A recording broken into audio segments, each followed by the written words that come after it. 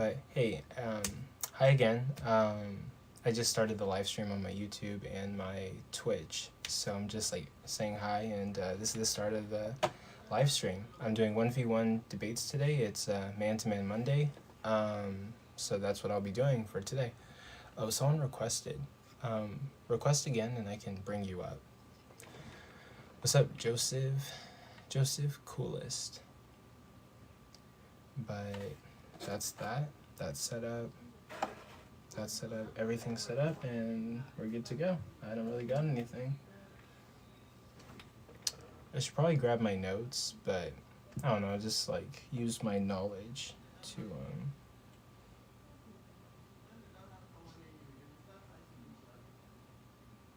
Oh, okay. Amber, thank you. Thank you for your text. Okay, shoot, cool.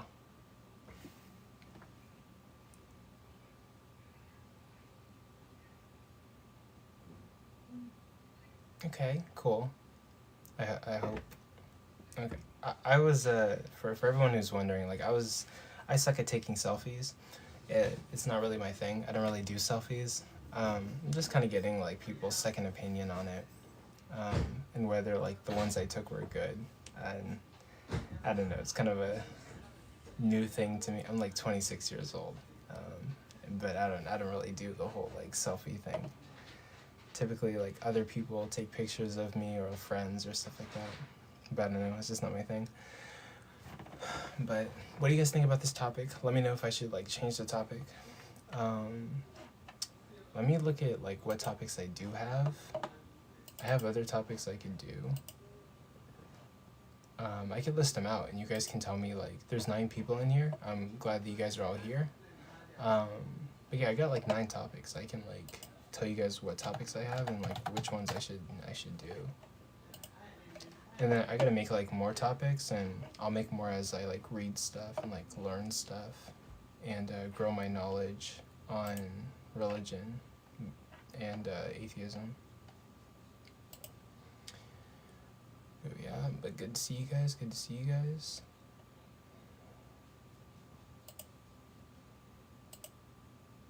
So I have, why should I believe in the Christian God?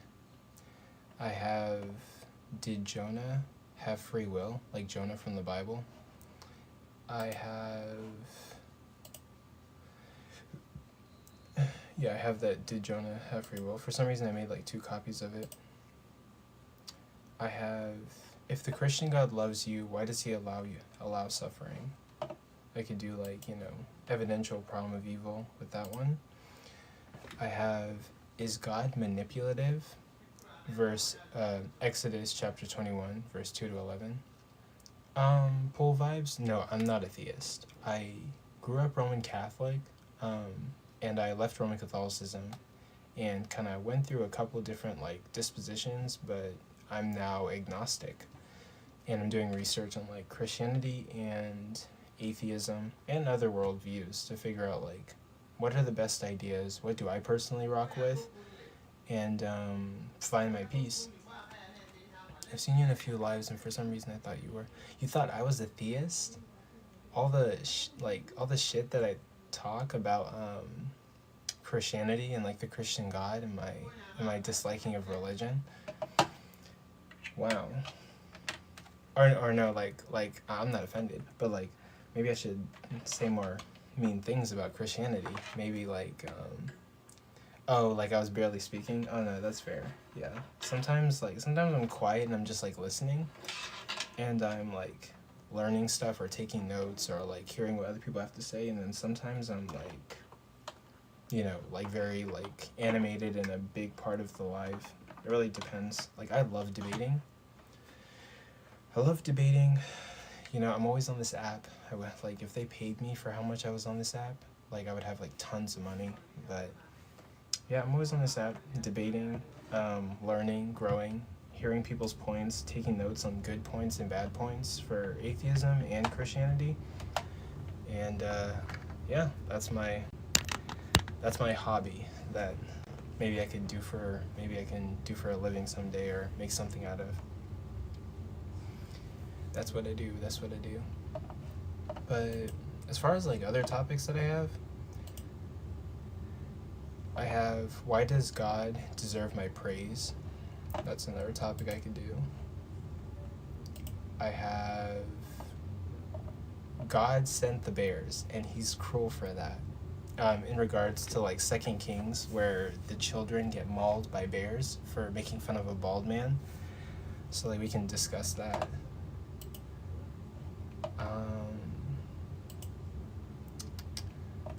Was the life of Jesus sacrificial? Was it even a sacrifice? That's another topic that we could discuss. Genesis versus evolution. Which claim is more believable? That's another topic that we can discuss. Oh, Kunta? He probably has something interesting to say on that topic. Like, did God send the bears? Yeah, he probably has something interesting to say. He always does. I don't dislike Kunta. I think Kunta is like really cool.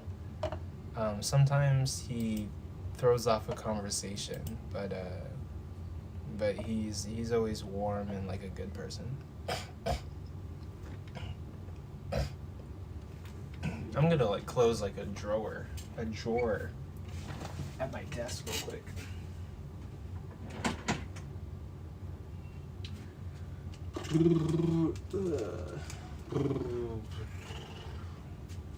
Hey, how are you guys doing today? How are you guys? You guys doing okay? There's 6 people in here. How you guys doing? You guys doing okay? Everyone have a good day today?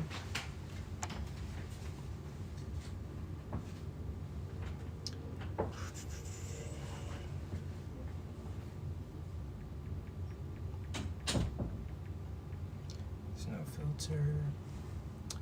Are there any Christians in here? Any atheists in here? Christians, atheists, deists. What do you guys believe in?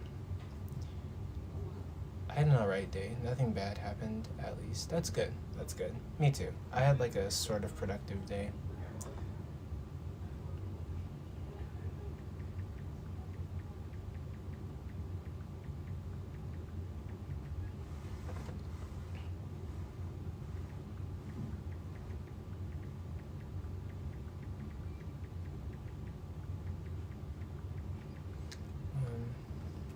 But yeah.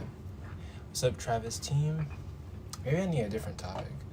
Let me continue going down the list.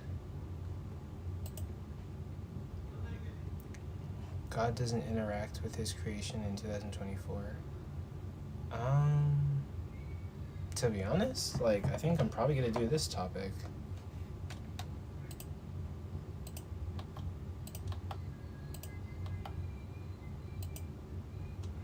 Yeah, I'm gonna do this topic. Let me get this situated real quick. I'll change the topic.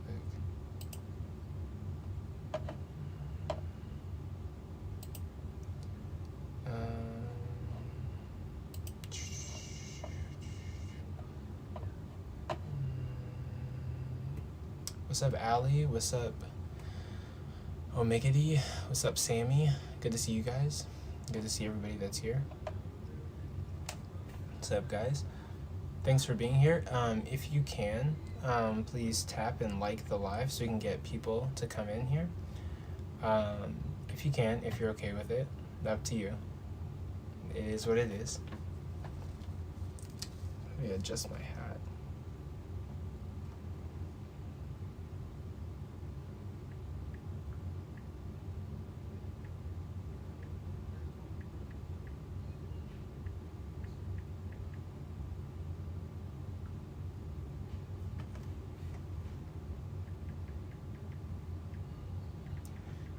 TikTok live stream. Here, my head hurts. Like, my hat is like gripping onto my head. Like,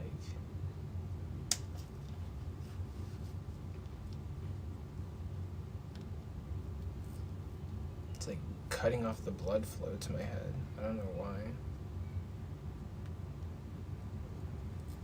Will that work? Hold on.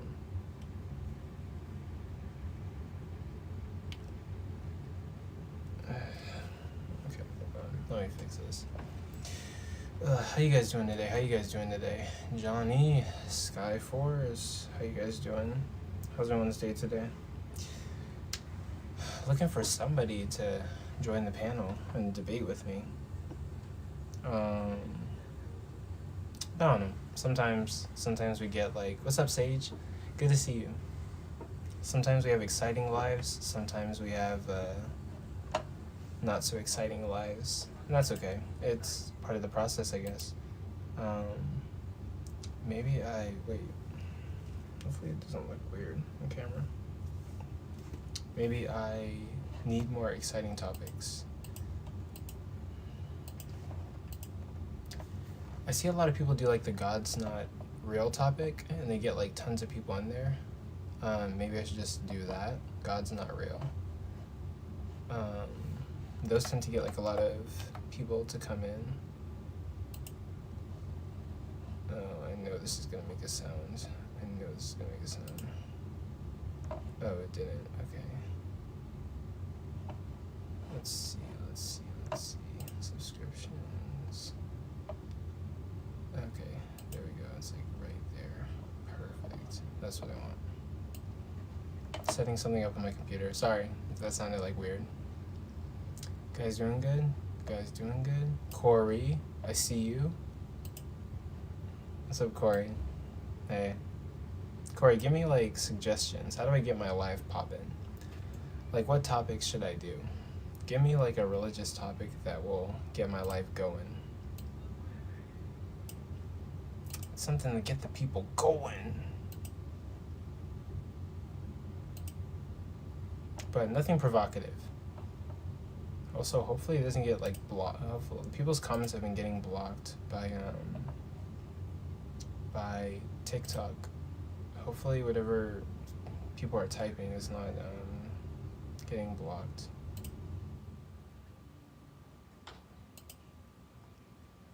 What's up? But if you're here, there are 6 people here.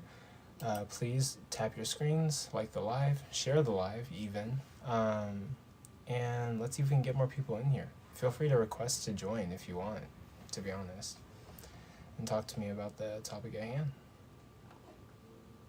But yeah, I'm down to talk about it. Let's see.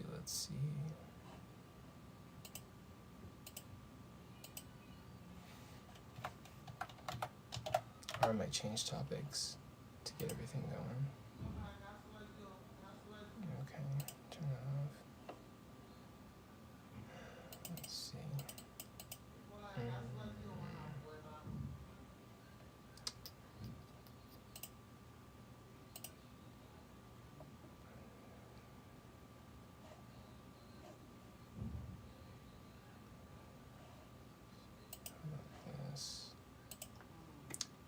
What's up, guys? 7 people in here. You guys doing okay? There's 7 people in here. Anyone got any questions for me? Feel free to comment below, and I'll answer all your questions.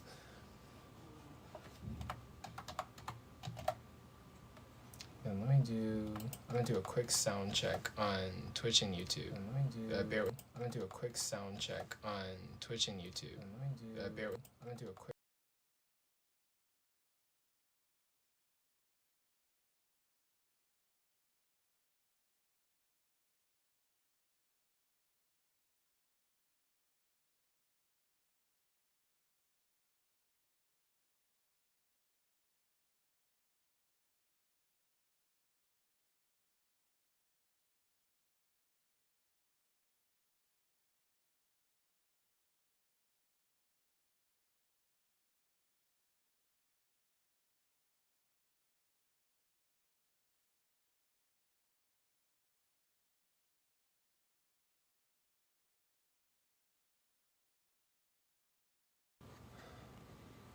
But I got a request.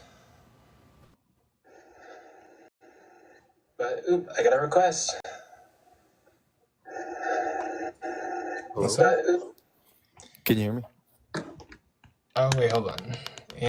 And say something again. Testing. Yeah, you're good. How are you? Hey, what's up, man? How are you? I'm doing pretty good. Chilling. Working. So what you got for me today? So the prompt. Yeah. I'm guessing, are you an atheist? I would say I'm agnostic. I Agnostic. I'm open-minded to God existing, but I'm skeptical of any gods existing. Uh, Specifically like the Christian God. But yeah, sometimes I even say I'm agnostic atheist, but first and foremost, I'm agnostic. Okay. So I do kind of tend to agree with the prompt. Oh, I am Christian. I'm Catholic. oh, I left Catholicism, Oh, unfortunately. But yeah. I don't think you could prove God. I mean, that's literally the definition of faith is belief in something without anecdotal evidence. I agree with you. Um, I will say, you can't. The same goes for disprove. Like, there's no way to disprove them as well. Totally agree. That's why, like, sometimes I consider atheism to be a faith of its own because you are putting faith that there is no higher power, which you don't have evidence that there's not. It's not something that can be proved. I would say I would say there is like a little bit of faith. If you're talking about like atheism in the sense of like affirming the proposition that God doesn't exist, Hmm. um, then I would say that we're never gonna know or be able to like comprehend the truth because there's so much information out there, right? We have to like Yeah. just gather as much as we can and take a guess at what we think to be true, but we can't know like 100% for sure. So saying like God doesn't exist, making this like bold claim that God doesn't exist, it's a bold claim to make, being that there's a plethora of information out there. So would I say that atheists have a little bit of faith? Yeah. Um, like a little bit. I would say to make that bold of a claim and with all the information that's out there, it's pretty confident. I used to say something like a sentiment like that when I first started doing this stuff that like atheists and um, Christians are more faith based, but like atheism is like a hint, like a sprinkle of faith in like what they do and like a lot of the stuff that they believe in or a lot of the things that they subscribe to would be based on empirical data and um, Hmm. and stuff like that. Yeah. Would you agree that like science and religion, well, they're not the same, and there is a difference. Essentially, they're both striving for the same answer, though. Like, if you think about it, like, science is essentially they are still looking for why we're here. I that's part of what confuses me about it because I imagine if they're trying to discover things about the universe, there would be like in their mind like a logical answer at the end. Mm, I would say maybe not yes and no. I would say like science is trying to understand like the reality around us. It's human beings running projects and collecting data to better understand the world around us and like live and navigate the world around us. Hmm. In some ways, does science try to figure out like our origin? Yes, but um, I'm not sure it would be like the best thing to say that like science is about finding out where we belong because there's so many different types of sciences. I would say science is more about like it's mostly about like observing our reality and collecting data and um making judgments on what our reality is and what we know about our reality. Yeah. Sometimes I like to think about it as like science is kind of the how, faith is more of the why. Mm, yeah, like I heard that when I used to be a Catholic. Um, but I feel like faith can be both the how and why because with Christianity, it does make like claims about.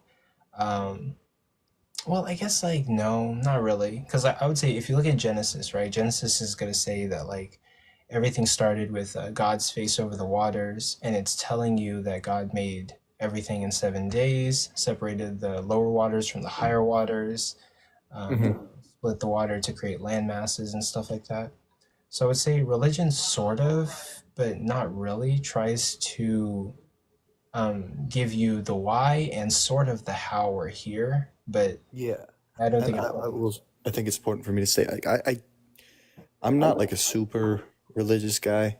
Like, I don't even really go to church on Sundays anymore. I want to get back into it though, just because I feel like it'd be good for my life. But I do take a more like metaphorical stance on the Bible. Like, I don't exactly interpret the stories as fact, if that makes sense. no, I think that's fair. There's a lot of people who like study the literature and it's not supposed to be taken literally. Even Hmm. Genesis, one of the things I learned pretty quick when studying religion on TikTok and like outside of TikTok is that like Genesis is not supposed to be taken literally. There's a lot of work that uh, people who study the Bible do in regards to looking at like historical context and how they told stories back then with like allegories and like hyperbole and stuff like that. So like it's very important to like look at the context and the culture back then to really understand like what message were they trying to give and like how did they use language back then. But yeah, it's not supposed to be taken literally. Unfortunately, there are like Christian literalists that live in our Hmm. world that believe that everything literally happened in the Bible and they're just missing a bunch of cultural context. Yeah, I'm definitely not one of those. And if I'm being totally honest, like, I would say I'm like culturally Catholic, more religiously, probably just basic denomination of Christian, because I have a lot of problems with the church as like an institution, um, like with all the pedophile stuff and the Oh. corruption. Also for TikTok, Oh, so just say like schmedophile, like they get picky on the words and stuff. okay, yeah, yeah, yeah. But with all the college, all the controversy and the, I think it has been corrupted. Like, and I think the Middle Ages was a good time, a good example of a time where it was acting more of like a political institution and was very corruptible. Oh And yeah. so, while I'm culturally Catholic, I would probably say it's just like Christian, because I also don't subscribe to every single interpretation of the Bible by like, say, a Catholic priest. Yeah. I would say I would say that's sort of why I left, right? Like don't get me wrong, whenever I was Catholic graduating high school and then even when I did college for a little bit, but I'm a college dropout. I ended up dropping out. I didn't get a degree. But when I was like Catholic through all of that, um, there were some people that were good people that gave me like really good advice. One really good piece of advice that a Catholic friend of mine gave me was that even somebody could be completely wrong about everything that they're talking about, but sometimes people can speak in like partial truths. So like a majority of what someone's saying might be like wrong, but then a broken clock is right every now and then, right? So like they might get like one thing wrong here or there. Um, but but yeah, like reasons that I left Catholicism, one of them was kind of like like the whole like essay thing that was happening with the priest. And then, if you look into history, we know about like Martin Luther and like the 95 Theses and how like the Catholics were like charging people saying that if you paid us, we Yeah. would pray for your relatives and they would make it into heaven. So like a lot of like church corruption. And to me, it's just kind of odd. I do trust scientists, right? But they run projects based off of empirical data. When it comes to Yeah. things about like spirituality, we have to trust men who are who can be corrupted, who can twist the scripture, and who, when you use God and there's no way to verify if God is actually speaking to you, you can get people who are gullible to do anything, right? And the Catholic Church was kind of just like making a lot of mistakes in history, and people were like rebelling against them and starting their own branches of Christianity. And that was kind of part of the reason where I was like, we're trusting men to tell us about God instead of God coming to us himself. And this is clearly like a flawed system of doing things. Yeah, I will say though, like, because I believe in science, and I do. Um, I'm not one of those Christians who thinks, that evolution is a myth or anything. Like I believe the data. I will say that science is also susceptible to corruption in a sense. Like I don't want to get too off topic, but when it comes to like government funding and a lot of stuff, especially when it comes to like big pharma, what you see is essentially the scientists who are looking into the production of drugs are getting all the government funding because the drug lobby and the pharmaceutical lobby, and then uh, the scientists who are doing studies on say like better diet and like better like healthy like activity where essentially areas where there's no money to be made, um, they tend to get no funding, and as well like even some of them can be censored. Again, it's kind of getting into the weeds. I kind of want to stay on topic, but Yeah. I am wary of people just following science because that could also lead to some dark places. For example, like eugenics, the theory of social Darwinism and stuff like that. I think if just relying on science can also uh, cause problems. You know what I'm saying? Yeah. No, I totally agree with you. But actually, would you mind if I did something really quick? Yeah. Since you agree with me, I do have one person in the guest box.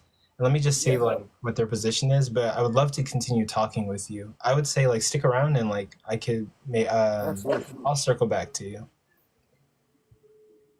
But no, like it was good talking with you.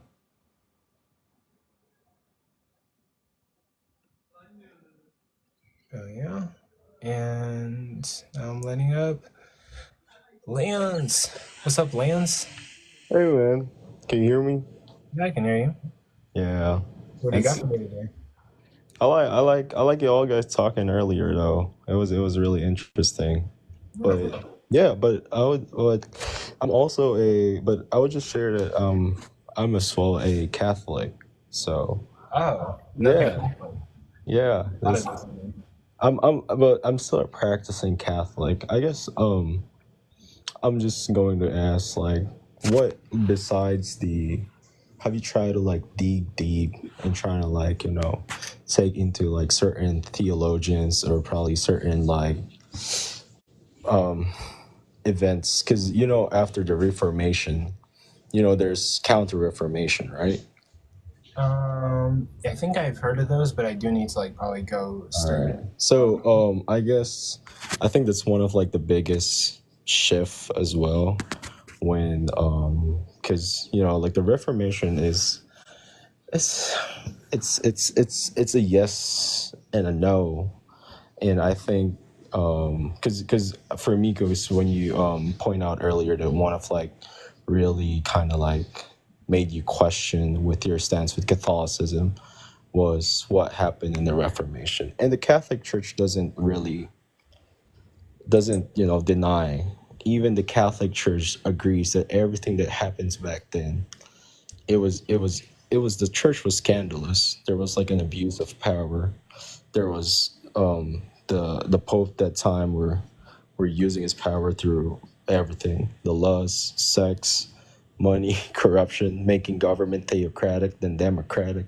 They have a huge influence in that, and that's one of the reason Martin Luther did the Reformation because of those scandalous stuffs that happened in the church back then. But I think I would encourage you, I guess, to Oh, it's okay. I'll wait for you. Life be happening, life be happening. But thank you guys for being here. I got 8 people in here. Please tap your screens and like the live. Also, Aspen, thank you for the rose and the team bracelet earlier. I really appreciate the gifts. I love the gifts. They help me to do more lives and make more content and do this maybe for a living someday. But we'll see how it goes. Um, we're not really like debating right now. I'm kind of just, I guess I'm having conversations with people. hey, oh my bad, my girlfriend just like we get stuff. Anyway, but yeah, I hope you check with Counter Reformation and the Society of Jesus, man, because like they are a vital shift in Christian and Catholic history, and a lot of people doesn't even know that there's such thing as counter-reformation, and that is because of the growing movement of the Reformation, which literally, like, the downside of the Reformation were one of the principles of Luther was, like, people could have the I think, like, the power to, like, interpret the Bible by themselves, which just, like, created a certain division. And I think I would ask if one of the greatest, if is like the corruption of in the church, like, the biggest factor why you became a non-believer. For me, it was like I was a believer. Like I prayed to God and gave it my all until high school, Yeah. and I was like surrounded by Christians my entire life, Right. and I kind of just had like a culture shock or like an awakening because I wanted to be like a missionary and go spread the word Yeah. of God to people, and I started debating atheists. And admittedly, I wasn't like the smartest Christian, but the atheists were like running circles around me, Bible contradictions, Oh shit. horrible things that God did in the Bible. And No. I didn't give up like right then. I went back into the church to look for questions and answers. Yeah. I'm like a lot of people don't read their Bibles. A lot of people don't do their research. And you'll find like the ditzy Christian that's like, I really love Jesus, and then you're like, okay, what's the first 10 commandment? I don't really know, but Jesus loved you. Oh. And it's like, dude, like that's the foundation, right? Like you should know what the rules are, or like what sin is, or like how to avoid sin. Yeah. Well, I guess it goes down, how did we seek enough? I think that's for me, because technically, me, man, like, I don't think any Catholic, you know, any Catholic would be like, yeah, I mean, yeah, if you're a believer, you totally believe, like, but that's like a really Protestant move to say, like, I don't know, it's a gotcha question, like, all right, there's the contradiction in the Bible and all the corruption and stuffs like that, but have you ever asked yourself, like, did I seek enough? For instance, like, these, like, you have no idea, it's not no idea, but like a minimum, like a little idea about the Counter Reformation and the Vatican II, stuffs like that. So, like, it's kind of hard, I mean, it's it's kind of hard when you just, like, say, we just talked to somebody and and we were challenged and we came under a conclusion. You know what? Everything here is like, everything doesn't make sense. You know what I'm saying? Yeah, but not even that. Like I just personally found things like not really making sense. Um, and I was going through like struggles in my life, and God didn't really like help me with like any of that. I realized that like a lot of stuff that I go through in my life, it was me like doing it and getting myself out of those situations. And I feel like there's this thing called like Christian goggles, or like maybe I just made it. Well, like I'm not sure if that's a thing, but like that's what I'm gonna call it. But like it's like somebody believes in God, and then they go through like assigning everything to God and saying like, oh, God did this, but there's no way to measure that. And so I didn't see God's like. Well, I think if you see God as something, as a magician or a genie, if you perceive God as like, okay, God, can you do this for me? And God will do this for you, which is not, I guess. I mean, I think the principle of God is not that way. Oh yeah, Rather, like yeah, I totally understand that. Like I wasn't like God get me a Maserati, and yeah, definitely, yeah. no, like the thing was like it's not that because there would be times where I prayed to God for something and He didn't give it to me, and I would just be like, "Oh God, okay, this is not your will. You probably willed something else for me, right?" Yeah. But as I explored and as I started like learning about contradictions and people living different lifestyles and managing to be happy and Like what? Can you give me an example? um, say what Can you give me an example of what particularly? of certain contradictions? Actually, yeah, I can. I would have to grab my notes. But the previous point that I was making was just that, like, as I started to like examine life and the world around us, I don't see how we can measure that God is actually like involved in our lives, right? I feel like we're like I feel like Christians point at stuff and say that like God did this or God was involved here, and I don't see the symmetry breaker of what would compel me to believe it's God any more than it could just be a coincidence or things that would have happened without God even being, I think, Um, my I reality. well, like one of like the basic, um, so that's the thing also with the Jesuit Foundation and the Counter Reformation is finding God in all things. So like my point here is that if you perceive God as, because like I think one of my question here is like, how do you perceive God back I'm still then? listening. Keep going. Like were you seeing God as somebody like, like, oh, okay, of course he's like all powerful and all knowing. Were you seeing him like a certain deity where like, he would like literally go to you and say, "Hey, the controversial compass." I don't know your name, man. So Are I just use, you "Hey, the talking Mr. controversial compass." Are This you is talking what Mr. Coco? this is what's gonna happen and stuff like that. Cause like God is everywhere.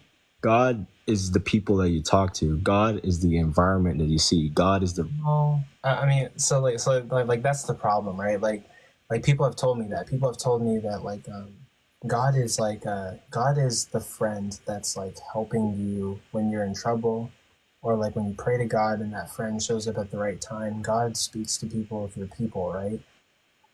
And that could be the case because like I don't have anything, I don't have any arguments or like any evidence that would negate that, right? We can't prove that God is not acting through people, like some kind of Holy Spirit, right? But it could equally as likely be that this person would have just like helped you out anyway. If God didn't exist, this person would have coincidentally just been there at the same time that you so didn't the know. the coincidence of doing good, right? Yes, like for every God speaks to people, or for every Yeah, every God is in the trees, God is in yeah. creation.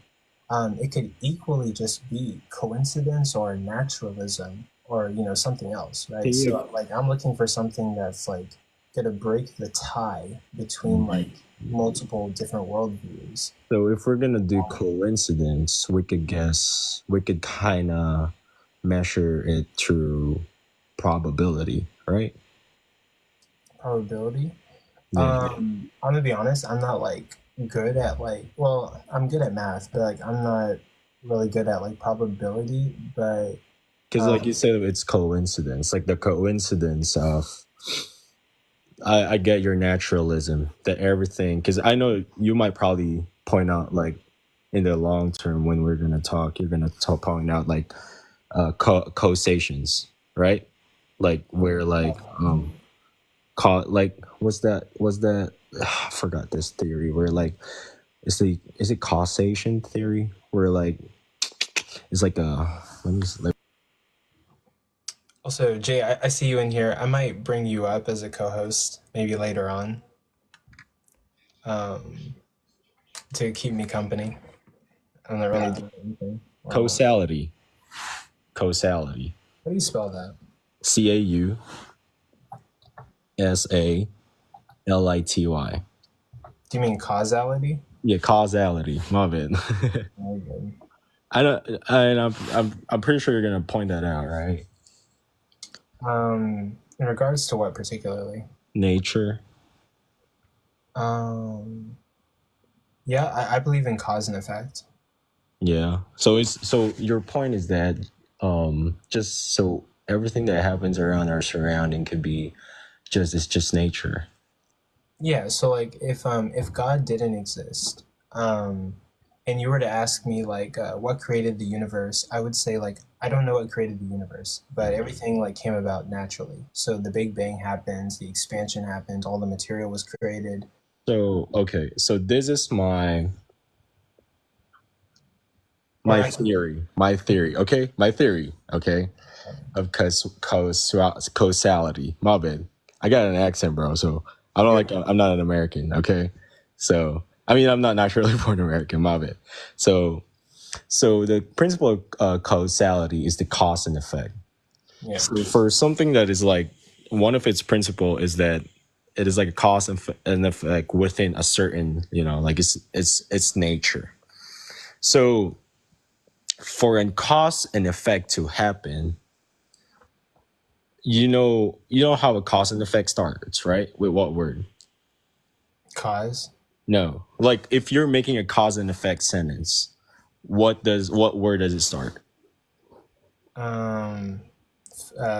You're gonna have to. I If. don't know what you're saying. If, right? If Oh, if the rat eat the cheese, then blah blah blah blah. You know what I'm saying? So Yeah. my point there is that you cannot have something that is cause and effect if there isn't a certain initiator that is outside of that nature. Mm, You know what I'm saying? So I get that. You know how like domino effects happen when it's like how it goes down, like boo, like just like certain levels, it goes down, something like that. how did you get to that conclusion that it has to be? You said like outside. So here's the thing with cause and effect. Okay, cause and effect is like you got two variables for it to cause an effect, right? Mhm. You get my point? Yeah. So you got two variables, the cause and effect. But like for you to, I mean, your claim is that it could be just like a certain nature. You know what I'm saying? Yeah. Like a certain, you get like a certain nature within that nature. So if something happens, it could be it's just nature. It couldn't be certain like supernatural. So the term supernatural, we call it kind of supernatural, super because it's somehow above that nature, which somehow it's above that nature that kind of like initiate that certain factor. Yeah. It doesn't usually occur in God will nature. do this for Yep. you, right? So the thing in there is that it couldn't happen. So in a sentence of this is my personal opinion, okay? I'm trying to like give an analogy. In a sentence of cause and effect, you cannot have like you cannot have a complete cause and effect sentence without starting if. You know what I'm saying? Yeah. If in there is the initiator. If the cat, so if or something like is the initiator, it initiates it. Yeah. You know what I'm saying? So that's my argument in there. You cannot be like, okay, it's just the nature, it's just how it is. Because like there's always gonna be like an initiator for that certain nature. You know what Yeah. I'm So saying? so the thing is like I don't believe like of course I understand like the law of thermodynamics and that like you can't get something from nothing. Um, and there's always a cause to an effect. But the thing is, like, I just don't have enough like evidence to be compelled that it would be like God that is the cause of our reality, and our reality being like. Well, we can't. Okay, let's just not call it God. You know what I'm saying? Like, so let's not call it God because you might probably think God, it would like equate into Jesus, right? Right now. I'm not even worried. Well, I'm not too worried about the God. Okay, so I think let's just call it like a certain force or anything. So that's just my argument that there is a certain force or energy that initiates it that is outside that nature. It's a basic in science, like a certain when you do an experiment, there's always going to be a switch or like there's always like a certain outside variable for like the experiment to work. You can't be just like, oh, that's just how it is. You can't start an experiment without doing anything because it's just like that's just how it is. Yeah, like I totally agree with you. I believe that there's a start to everything. There's like something that would have initiated it. But I just don't have enough evidence or information to really know what that thing is particularly. So I'm just agnostic on it. All right. Well, I guess, man, if I mean, I don't want to like, like it's not really like I I don't want to like like kind of like point out because I try to explain as logical as possible, and I don't want to be like the other Christians and be like starting to put out Bible verses and be like, if you're not believing in God and you're gonna go to hell and shit like that. I find it that really funny, man. Like, oh, it says in the Bible. Yo, chill, man. You can if you want. I'm No, okay. no, I'm not gonna take it that way because I think have you even read Aquinas' point? I do need to look into like the theistic and atheistic philosophers. Thomas Aquinas. So I guess those are like the some of stuff because I don't want to spoil it for you because I want you like kind of like able to read it and to have your own like discernment and like understanding about it. So I would encourage you to read about Aquinas, Thomas Aquinas, Ignatius of Antioch. Then there's the Counter Reformation. Try to weigh on that. I couldn't really like convince you to be back. You know what I'm saying? Because at the end of the day, as in my Catholic point of view, we all have a free will, so I cannot force you, but it's in there. There's the Counter Reformation by the Society of Jesus, and like a good like just like a cool pack of like history is that if just really short is like there's a book called The Turning Point. I think I've heard of that book before. Someone has suggested it to me. Yeah. So I try to read The Turning Point because it's like a really good summary of everything.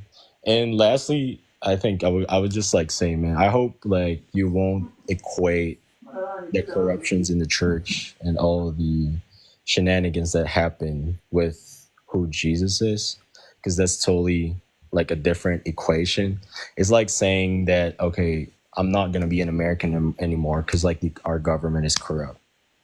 Well, yeah, like the problem for me is just that if we're talking about like classical theism, God, who is all knowing, all powerful, and all loving, right?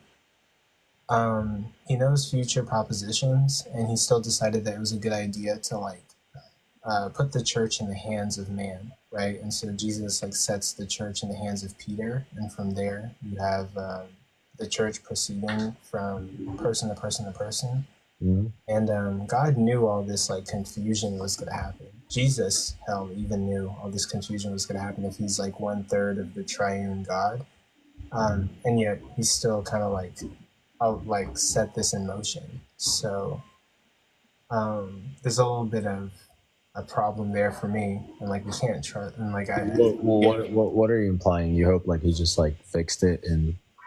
Or no, it's just that Jesus knew this was going to happen. He knew if Jesus is the Christian God, God of the Old Testament, God of the New Testament, 1/3 of that triune God, and that God knows future propositions. He knows that like the denominations are going to be created. There's going to be disagreements. There's going to be corruption in the church.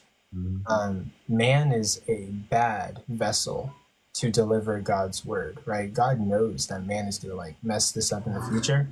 And as Jesus, he still set it into Peter's hands and like set it in motion that, man, we're going to deliver his word to the rest of the world. Well, you got, like one of our principles, I still consider, one of our principles, like we're created in this image and likeness. You know that, right? We were created in the image and likeness of God. Yeah, I've heard about that. So we're created in this image and likeness of God, and he never thought who said it was a bad idea. So yeah, we are created in the image and likeness of God, but we're also susceptible to corruption. It's like that's why. What I'm saying is like who said so? All right.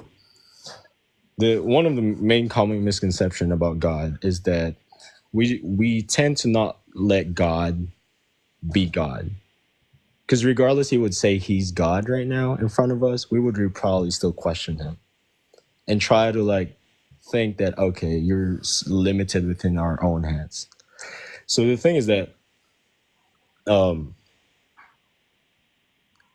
God is the misconception is like, all right, God, you're like the sort of all goodness. God is good. like the definition of good, God. Good Yeah. God. You know what I'm saying?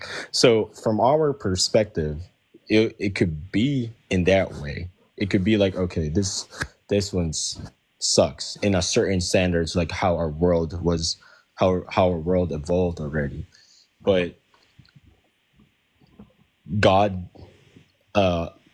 uh, what do you call this? Man, I'm missing words. Shit, man.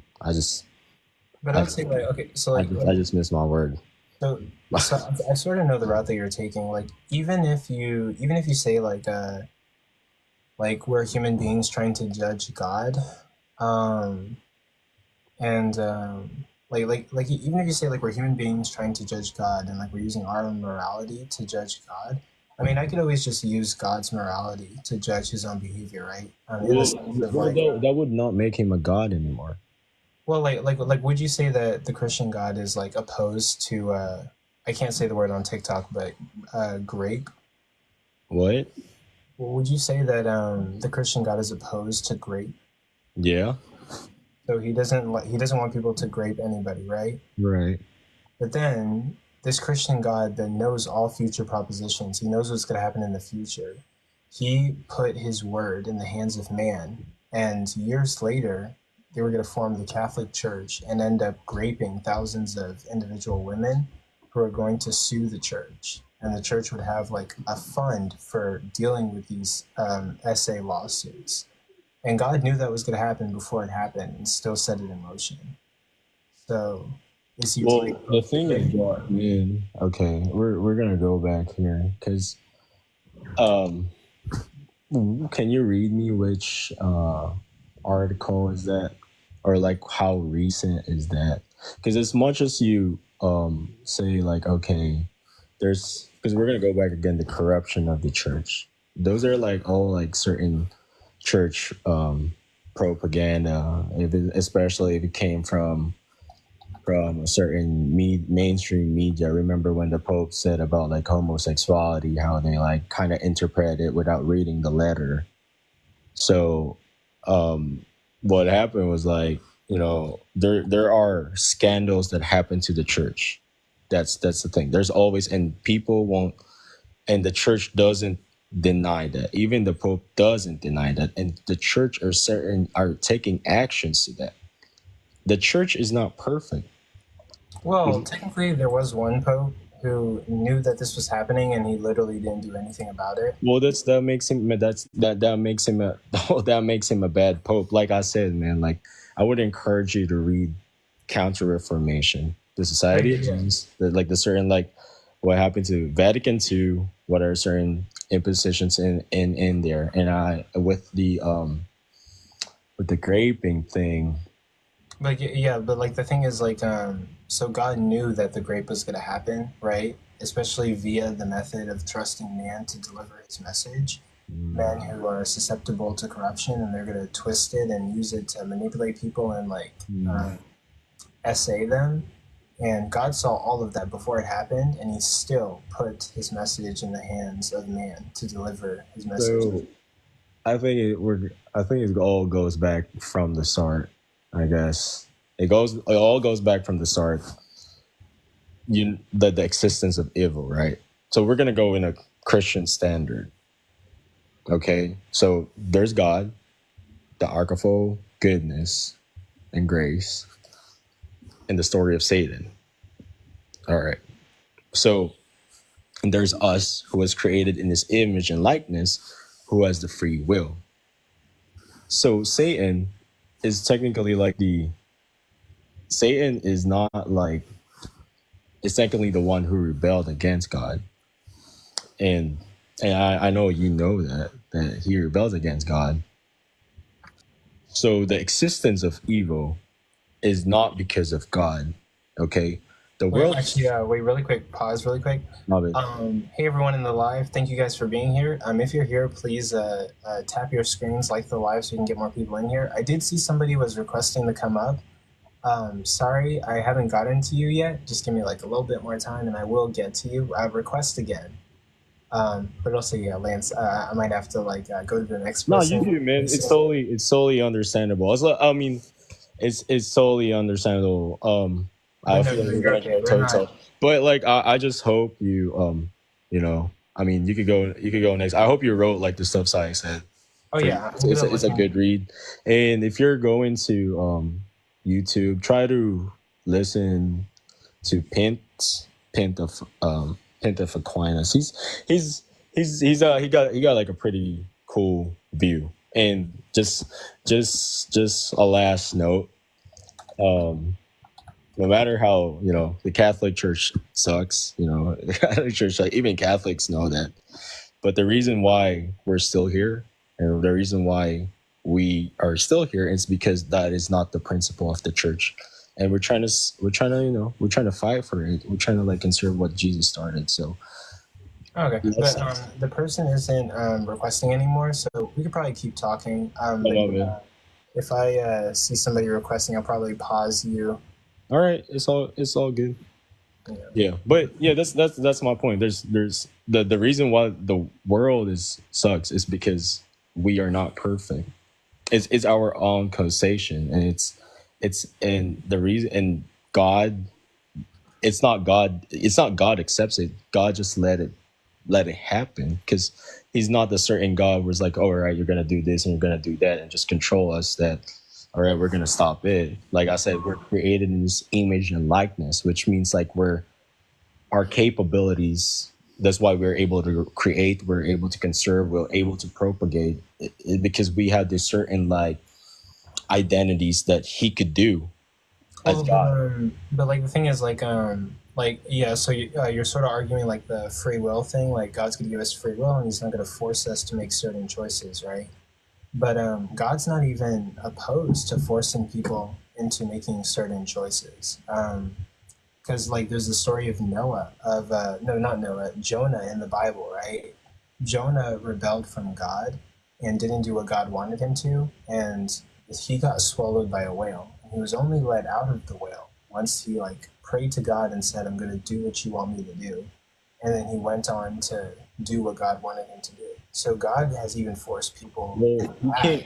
to So do I it. guess here's another thing with the Bible. You can't equate it because those are different storylines. During the first Okay. Testament, Wait, hold on. Wait. The point was like, God isn't like opposed to like inhibiting people's free will. Like, why couldn't I use events that happened in the Bible? God limited these people's free will, but like in 2024, He can't step in and stop rapists. what do you mean by that? So are you saying that um, God allows us to make whatever decisions that we want to make because of like free will? I mean, God let us choose. Yeah, but for Jonah, right, in the past, he didn't get to choose. So, like in 2024, God's allowing us to make choices, and it leads to like Okay, man. women being like raped in the My Catholic. thing is that that's in the Old Testament. In the story of Old Testament, it's totally a different um it's totally like a different timeline compared where in the New Testament. Like we're in the Old Testament, it's like a parent, it's like God introducing himself to us. For instance, the creation, his authority, his power. And throughout the years, since we he gave us a certain free will, we we also like grew from that. We also, as civilization, we also grew from that, which is totally a certain like a different implication from compared to Adam and Eve. You cannot just equate like, okay, this what happens in the story of Adam and Eve.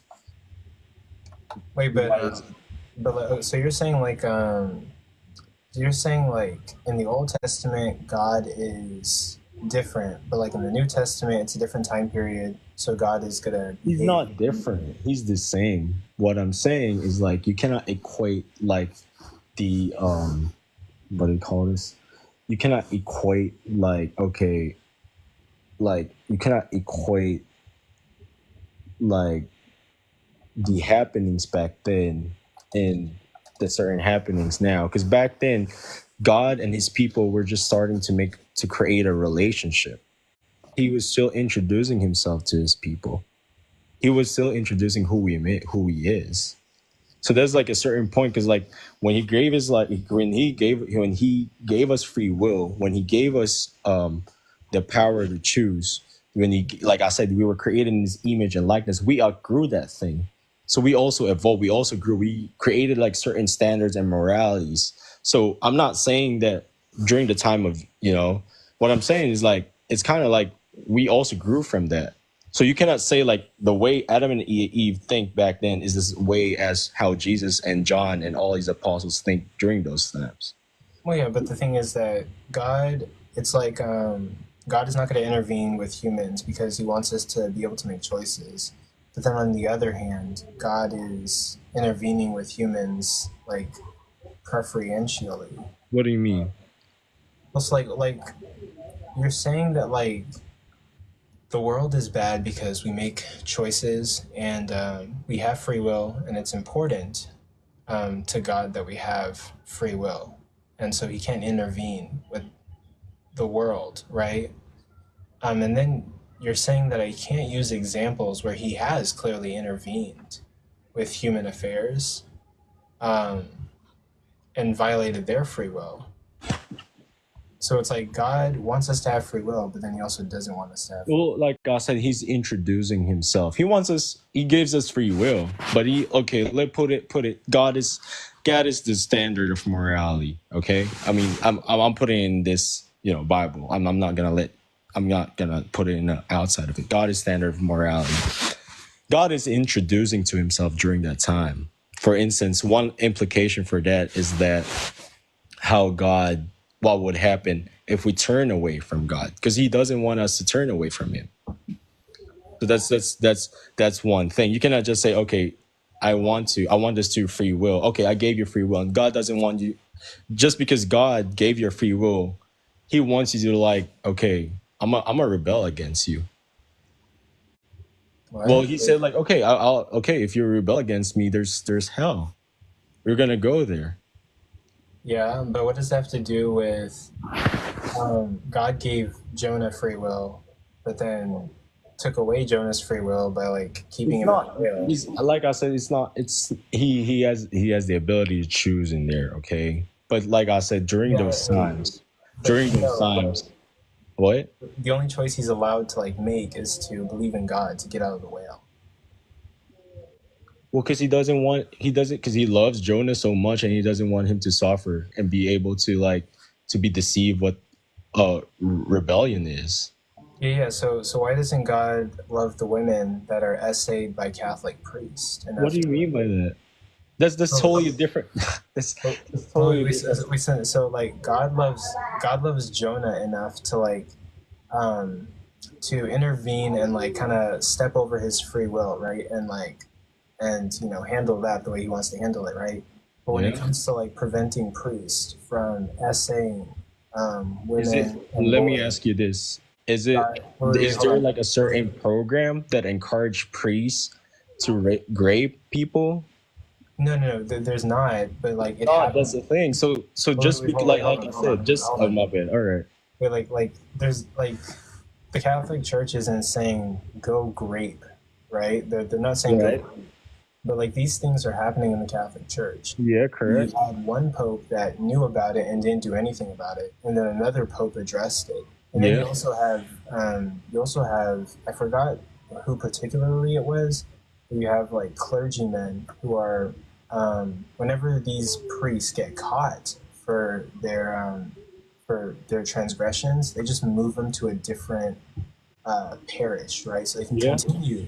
And that was back then. Yeah. Like I said, man. Okay, the thing with the Catholic Church, look at it like a government as well. Like look at it like a certain a system. You can't say like, okay, this is the Catholic Church, that is God. Just you can't say like that is God. Well, That is yeah, his but like people. even with that, right? Like God intervened with Jonah because he wants Jonah to do the right thing and he wants to keep Jonah That's a safe. totally different. Like I said, that's a totally different Hold on, thing. but God sees that grape is gonna happen, and he doesn't intervene to stop the grapist or inhibit his free will. He just lets the grape happen. And he's omnipresent, so he's sitting there just watching all this. He's not watching there. The church is doing something right now. What is the church doing right now? Let me ask you. Wait, no, like I'm talking about God. What is No, God yeah, doing? like what? Like I know, I'm talking about God. What I'm saying is like now you're putting God again like a certain like superhero trying to need to show up himself and be like fuck all the priests. You know, you guys are going to hell. The whole point is like God. No, God- he's not doing that. Like I said, man. Like I said, the church is imperfect, okay? But on the other hand, what is the church doing right now? Are they still tolerating it? I have to read up on it. Okay. If So they're- that's the thing. I want you to research that. What is like the point of like recently Pope Francis just made this to remove like a certain like a mass movement to remove all the priests that has a certain like scandals that has certain cases that they are like reducted. That's why like the church right now is like kind of like in a shaky position. Well, yeah, 'Cause yeah. it's- So it's like that's good, but like the point of emphasizing is like you're saying that God is not intervening with mankind, so they can have like free will and free choices. But then you have scenarios where God is, and then you're saying that like God intervened in this part because he wanted to keep someone safe or keep them from doing evil, right? But when it came to another case, in order to protect another individual, God allowed evil to be done, allowed people. He to doesn't allow it. So, like, does God want free will or does God not want free will? He gave why you did- free will. Why did He gave you- Jonah he matter gave- enough for So God your to, like, point is that okay, if God Right. gave me okay, I see your point. If God gave me free will, why can't I rebel him? Is that what you're implying? No, I'm saying that, like, God intervened for Jonah to get him on the right path. Right? God did not intervene to protect women who got essayed by Catholic priests. So God Well, just he's I mean there's the church is doing something now with that. So what's that the has point? nothing to do with God. What did God do?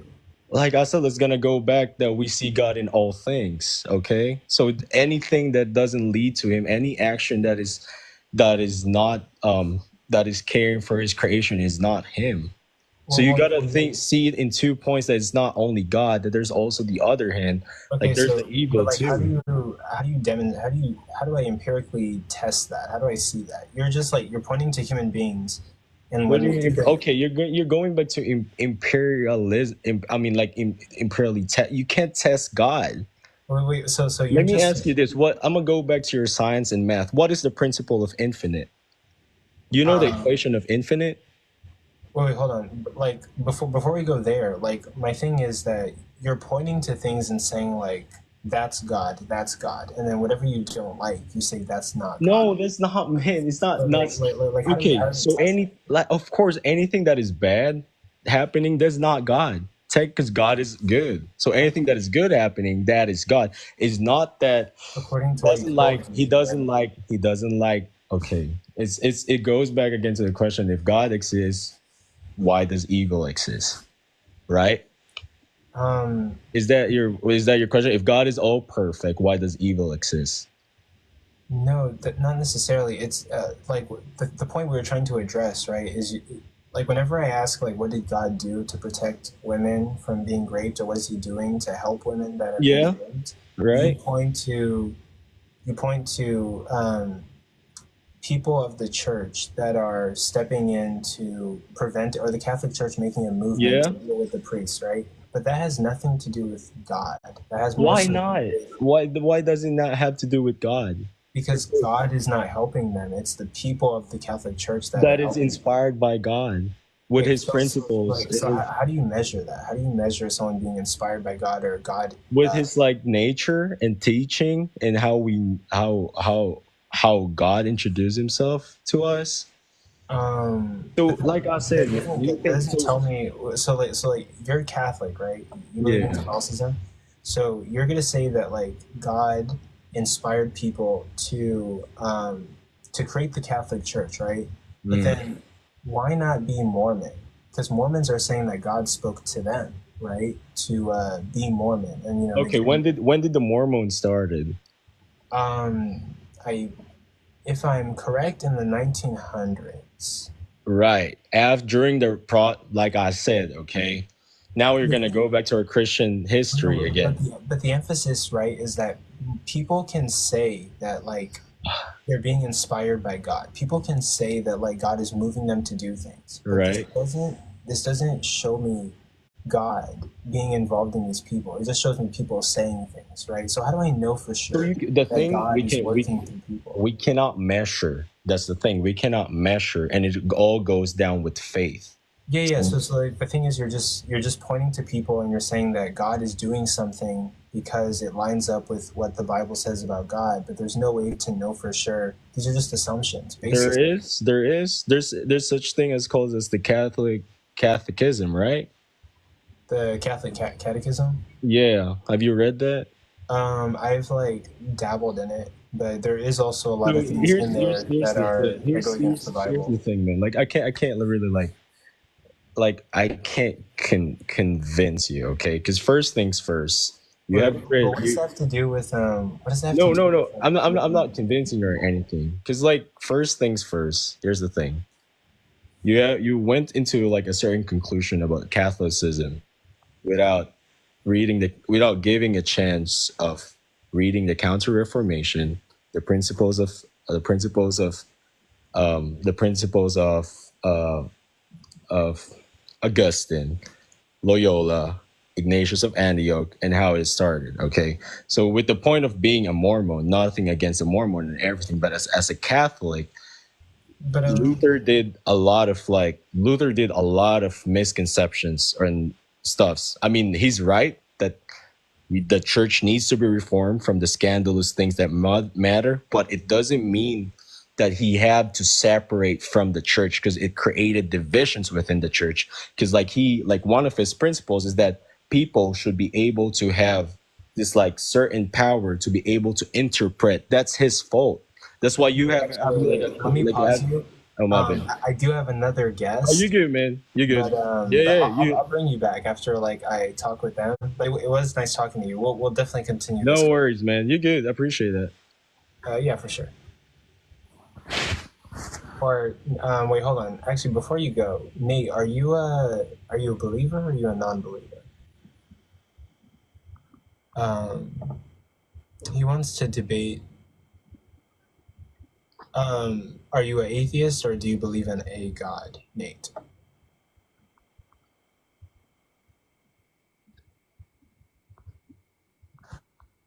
Um, you believe in God? Um, okay, so like you can just talk to me. I'm not really doing like the tag teaming against people. I'm mainly just trying to do 1v1s today. But yeah, Lance, I will drop you and You good, man. Appreciate it, man. oh yeah, come back anytime. You're always welcome. Appreciate that. Gotcha.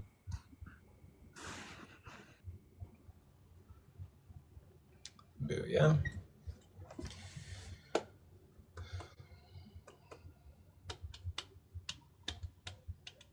Oh, thank you for the likes, guys. Please continue to like tap your screens and share the live. And yeah, so we can get more people in here, more people for me to debate. I hope you guys are liking it so far. But cool.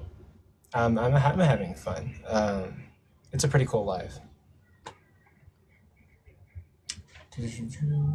Nate, you're taking a long time to load in. I'm gonna have to drop you, but you can try again. But hey guys, thank you guys for being here. I really appreciate it. Thank you for the likes. I see people tapping and liking the live. I really appreciate it. Share it with your friends. Share it with anyone that you know might want to debate about Christianity or has an interest in Christianity. Slim is here. Slim, get ready to get cooked. I'm gonna debate you. No, I'm kidding. I'm kidding. I'm only kidding. I'm only kidding. Slim, don't come after me. No. What have I done? No, I'm kidding. But for those of you guys who know, I'm thinking about debating Slim on Problem of Evil. What do you guys think? A lot of people liked the post. A lot of people, were interested in seeing that. Slim, we might actually do it. Slim, probably gonna send you a text and like set up a date and we can debate basically and probably prepare. I'll give you the format. Me and Bart, we came up with like a debate format for like formal debates. Yeah, we got some pretty good feedback. Like a lot of people were like commenting on the post and saying like, we want to see it, we want to see it. So like, I think we might actually do it. But yeah, and I have a debate format. We'll get judges that we can both agree on, and I'll have somebody host it. It's going to be like really professional, just like how I did it with like Bart and Cease to Know. And hopefully, we can do even more debates. I'll host debates. I'll debate people. But yeah, I would love to do like a lot more in the future. And that's what I'm trying to do. Host debates and debate people. Do this TikTok social media thing, maybe for a living someday, but we'll see. As I'm doing research on things and figuring all that out. But thank you guys for liking the live. Thank you guys for sharing the live. Thank you guys for being here. I really appreciate it. I am live on YouTube and I'm also live on Twitch right now. So that's pretty cool. Life is good and I'm doing good. Life is good. Hop on. Oh, Mob wants me to hop on Fortnite. Maybe later. Maybe later, Mob. I'm gonna focus on the discussion for the moment. If I hop on Fortnite, I'm gonna be like so much slower. I'm not gonna be able to answer questions fast enough and stuff like that.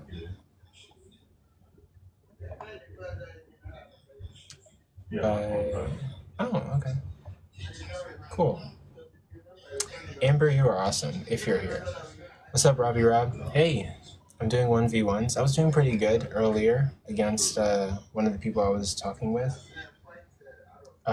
Looking for more opponents.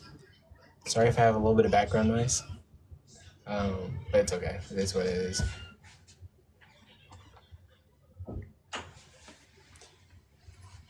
What did you talk about? We were talking about like free will, I guess. We were sort of talking about like how God picks and chooses when to initiate his free will.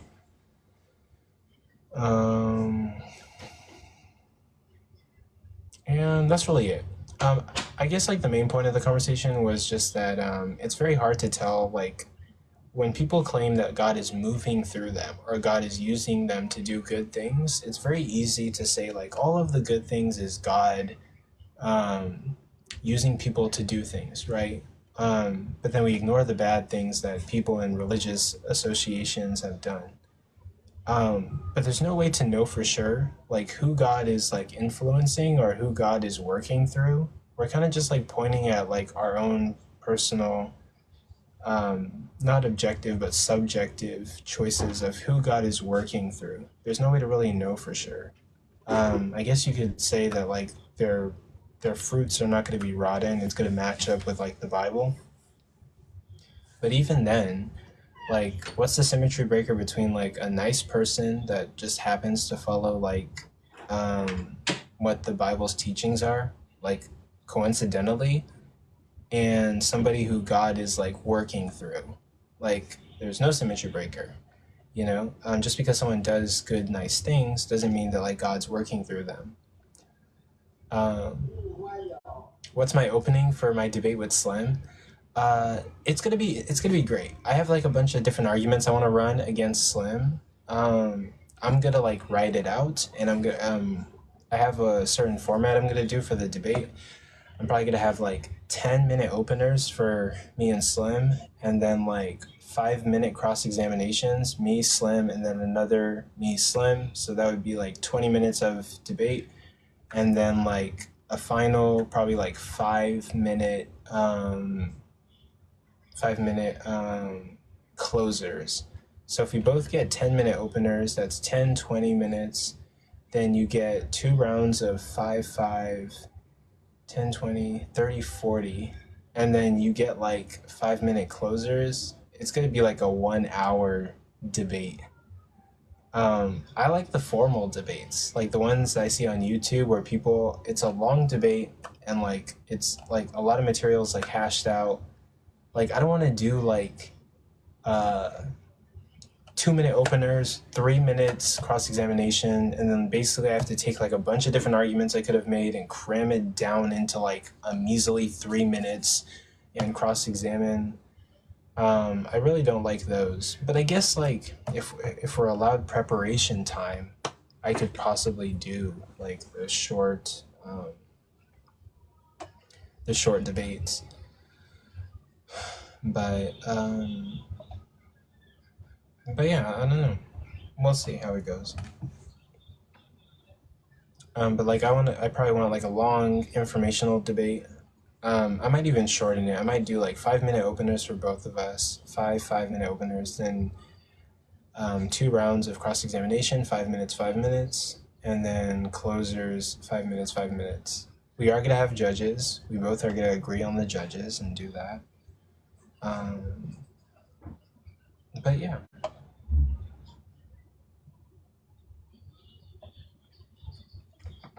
I'm gonna replace my profile picture while we're at it.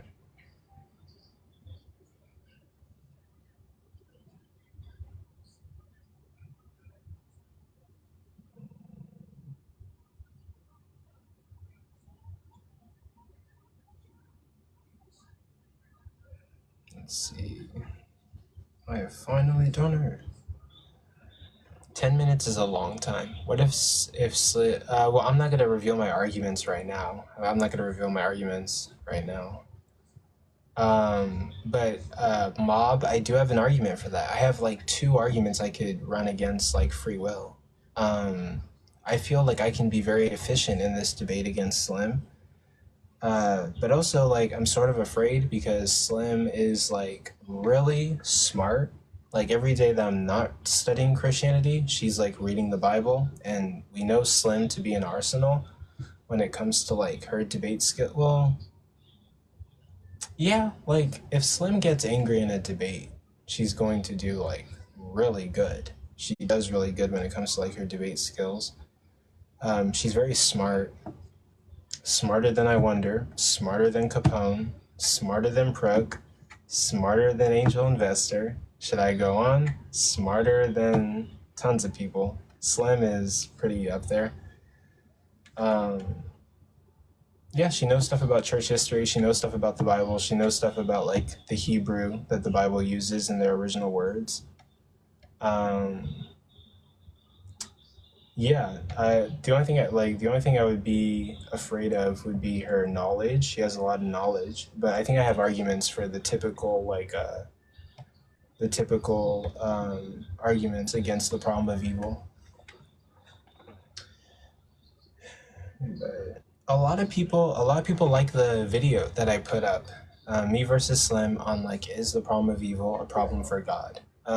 We might actually do the debate. I'm gonna set it up actually. I think it would be a good opportunity and something that people would watch. But hey, there's 14 people in here. Please, everyone, tap your screens like the live.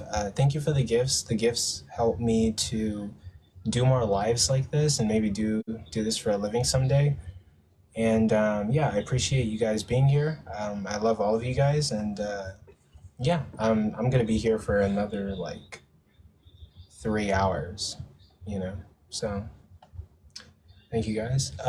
Fueled Orange, you followed me. Thank you for the follow. I appreciate it. The followers help me to get more noticed, and yeah, the goal of my channel is to like host debates, to debate people, and to spread like knowledge about like Christianity and atheism, and let the best idea win, right? I want people to be educated, and I want them to live their best lives and like make the best choices that they can make. And it's an education live, but it's also like entertainment. I want people to be entertained. I don't really have like a lot of opposition, but I think as I gain followers, I'll get more opposition. As I host debates and as I debate people, maybe I'll get more eyes on me, and then these lives will be like more poppin'.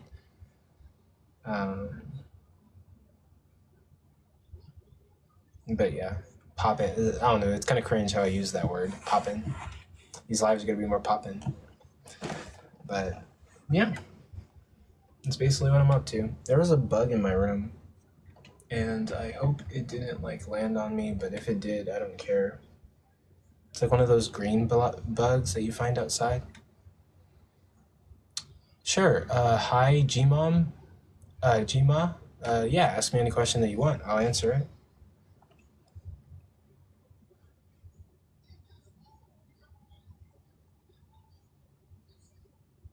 Is technology a virus? Um, I know what you're trying to say. I would say yes, but it really depends on like the person. If you're speaking like virus in the sense of like, is it detrimental to like human beings? I would say that like we've created technology and it has like a bunch of useful purposes, right? But I think like too much of a good thing can be a bad thing, especially like, TikTok has like a lot of good purposes, right? But if you spend your entire life on TikTok and you don't go to work and pay your bills, then TikTok is probably a bad thing. I think computers are a good thing, but if you use computers to hack somebody, that's a bad thing, right? It really just depends on the person and whether like those things can be detrimental.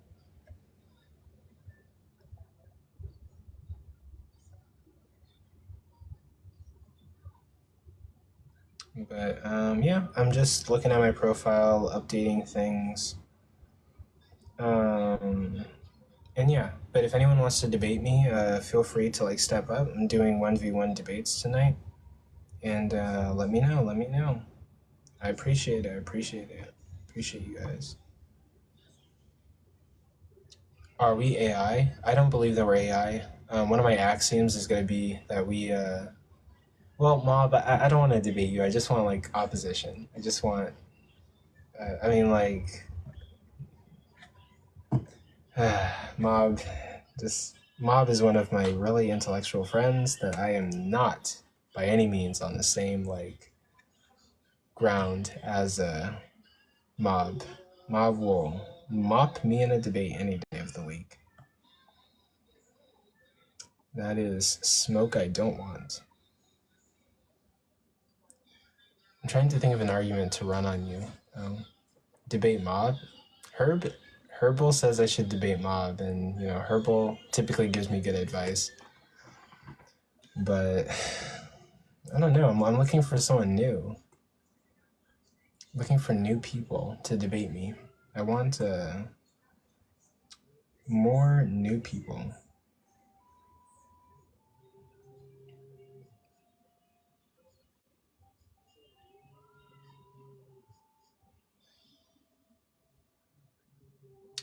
Who else is in opposition right now? No conversation or conversation?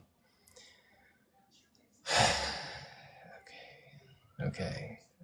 Jesus. I wish I had new people to debate. I want like newcomers. But okay, Mob. If you want to, you can step up here. Okay. Mob, if you want to, you can come up.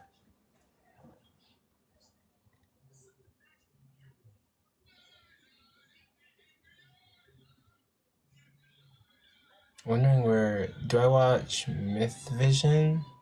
Sounds familiar. I could look that up. I'm probably going to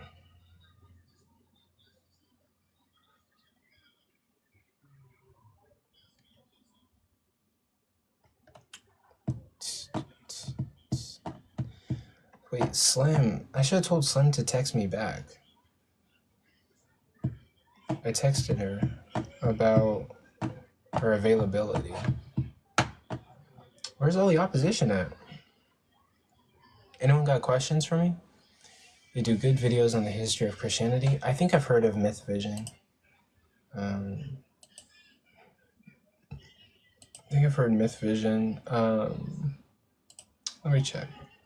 I think someone suggested it to me.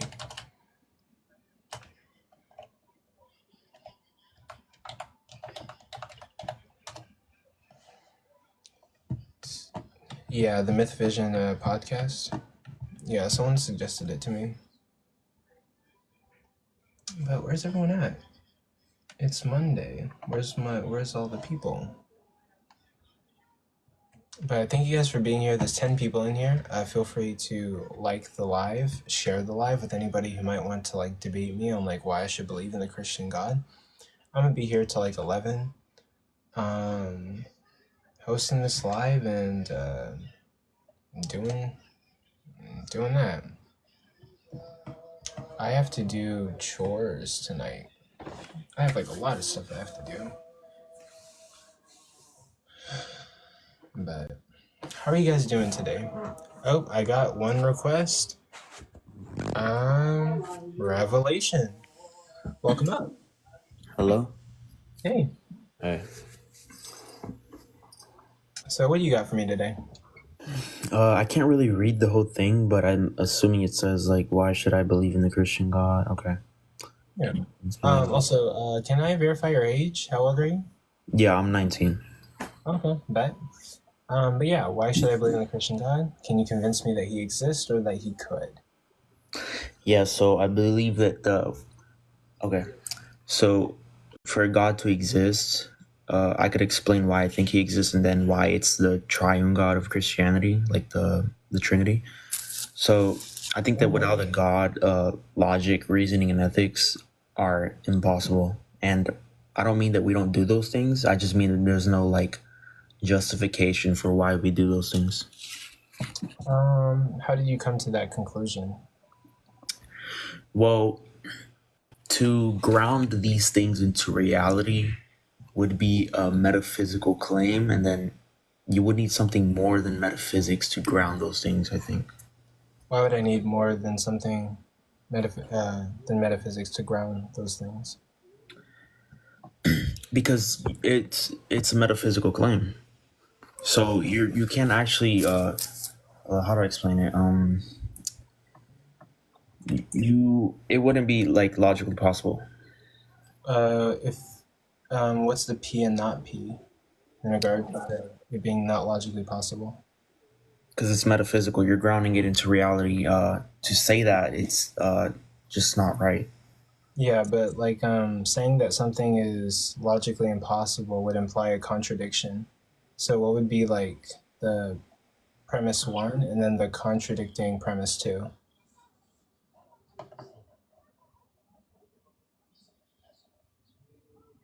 Oh, where'd he go?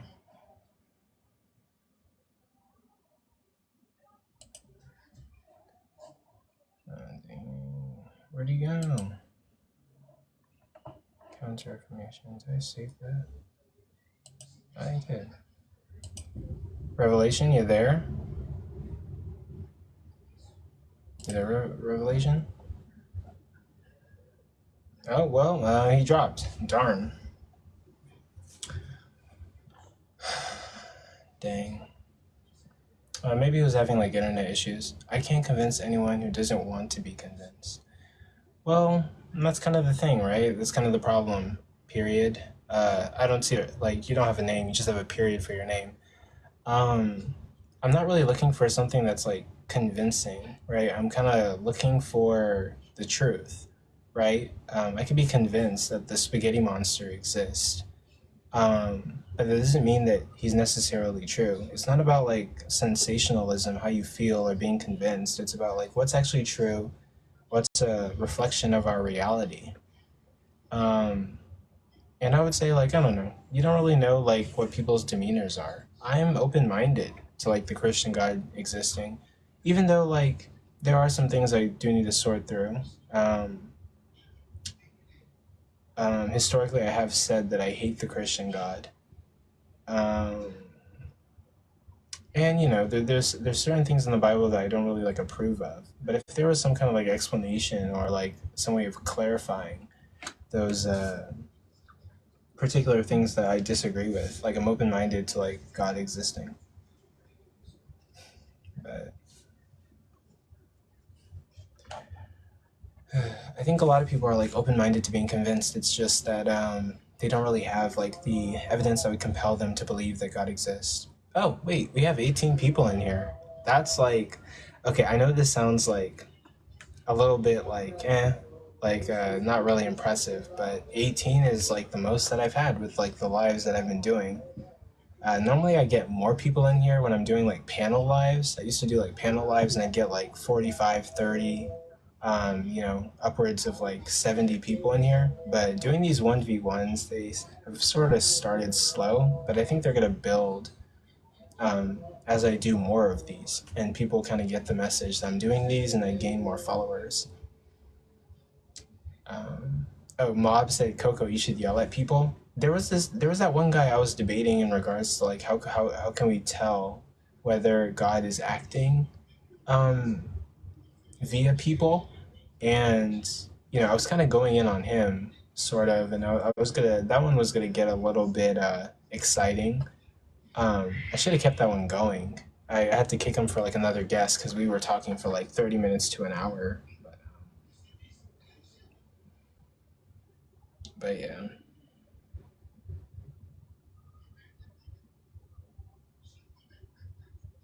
You can yell at me. I'll run tag or some dumb thing.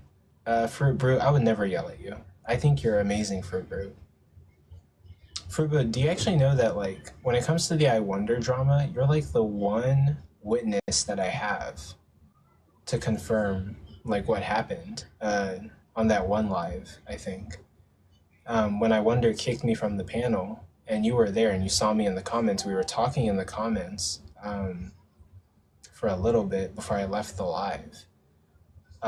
You were the person that like saw. Yeah. And then I Wonder saying that he never kicked me from the panel, none of his mods did.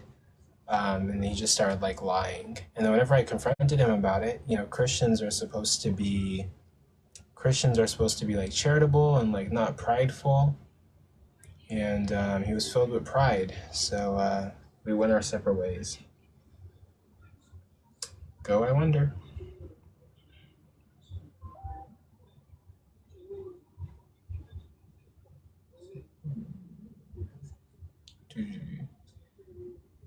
But yeah, it is what it is.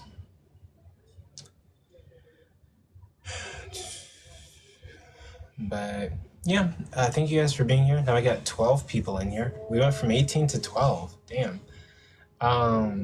For all the 12 people in here, while we're waiting for like opposition, feel free to please tap the live, like tap your phones. Just do it like a little like, and you see how I tapped it and I liked the live.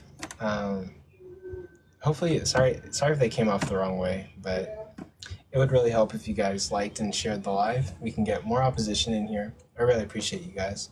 Thank you for being here. Thank you for watching me on a Monday night. We could be doing anything else. I'm just chilling. I'm not doing anything on my computer. I guess like I have Martin Luther pulled up on my computer, reading about like the 95 Theses and the Counter-Reformation. That one guy suggested me the Counter-Reformation. I'm gonna like look into that. There were other points that I was gonna debate him on. He was saying stuff about like he didn't really give Christianity a chance. He didn't even know about the Counter-Reformation. Even if I didn't know about the Counter-Reformation, right? I have other problems with Christianity, contradictions in the Bible. I never got to go through that with him. Should have gone through that with him. Contradictions in the Bible, problem of evil, divine hiddenness, and a lack of verification for like the events that occurred in the Bible. Because like a lot of people are coming up with their different religions and theories on like not theories, that's a wrong usage of the term, but claims on like what created the world and like what God is real, right? Christianity just seems to be like another religious claim that needs to be verified for me. I don't see it to be real.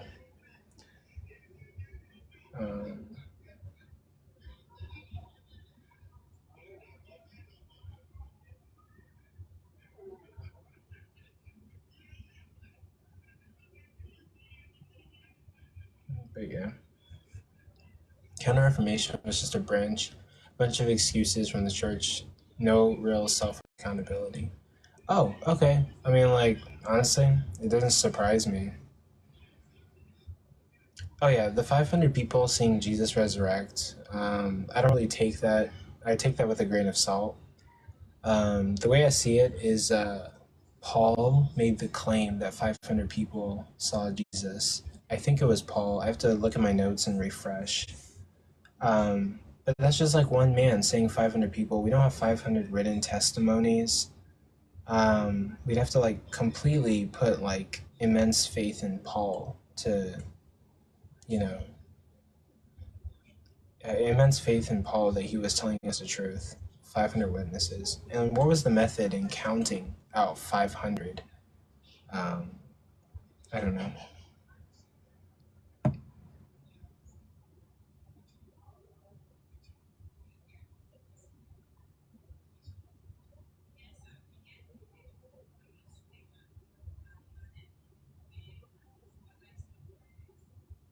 I love that picture.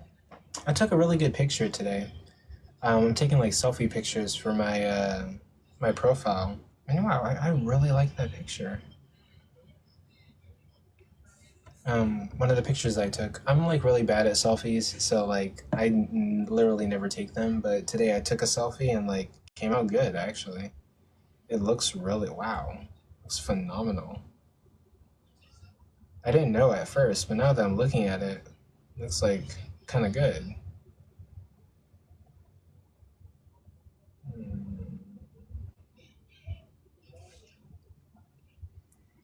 But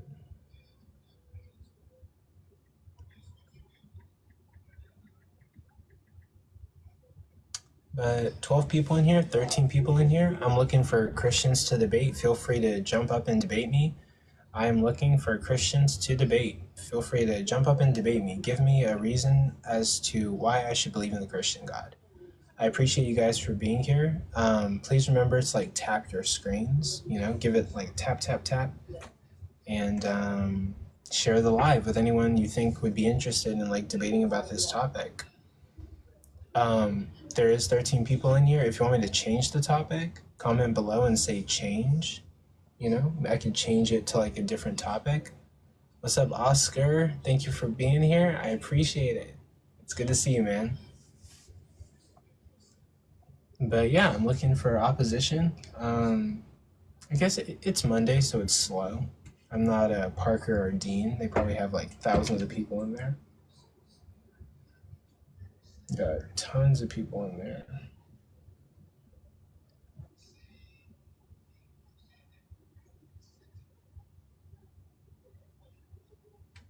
The answer is because Jesus loves you. Well, you know, if Jesus loves me, he could at least visit me once or twice, right?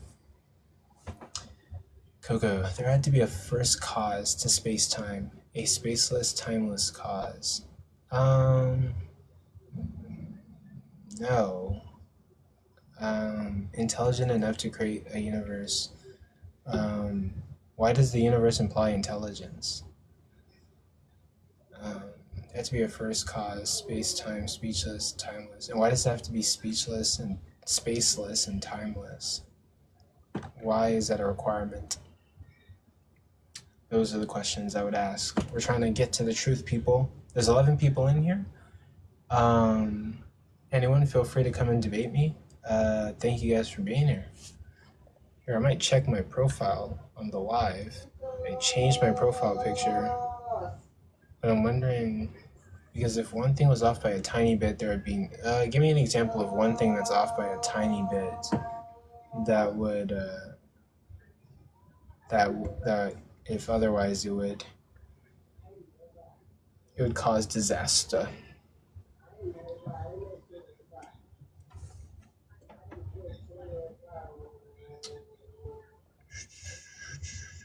Well, I'm gonna be doing some work, waiting for like opposition to show up. I hope opposition shows up. I'll be here until like 11 o'clock. So if anyone wants to debate me, no, it's not Massacre Monday, sir. It is Man-to-Man Monday.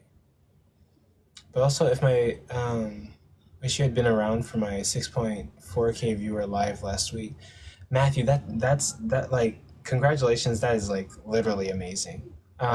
Those are the numbers that like I want to get to, and like I'm really happy for you. Like, good job. 6.4K viewers is insane. Wait, on the live at the same time?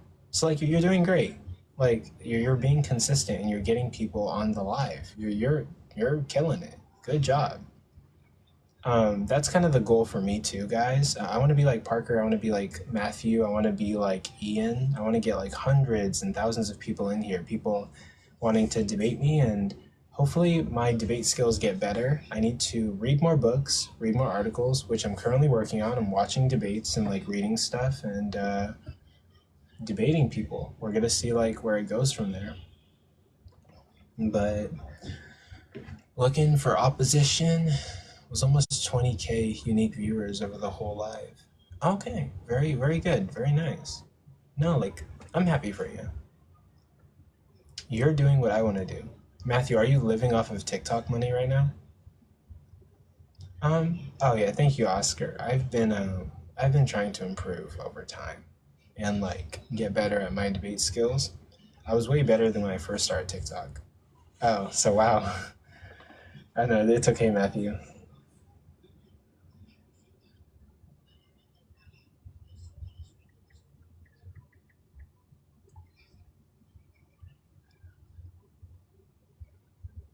I make pocket change off of TikTok and donate it to charity. Oh, I make pocket change and keep it so I can pay my bills.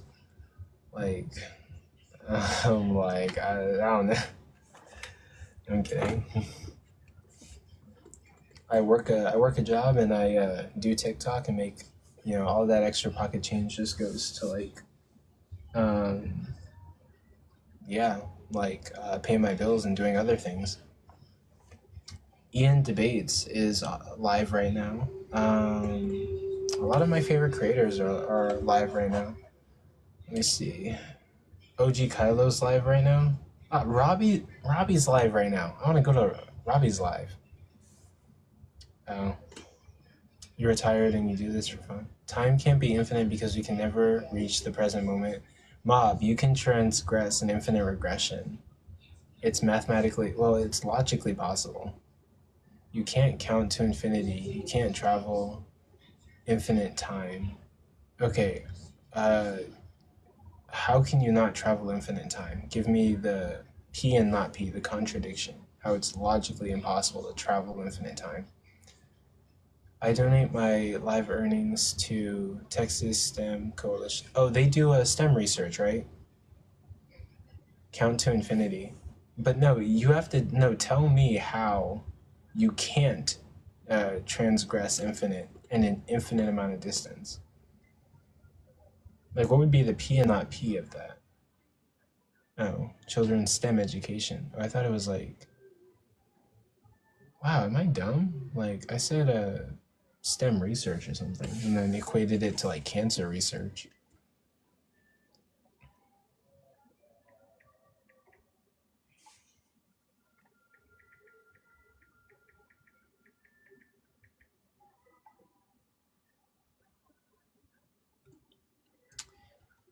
What two numbers? No, stem cell research, but that's easy to think. Oh, okay.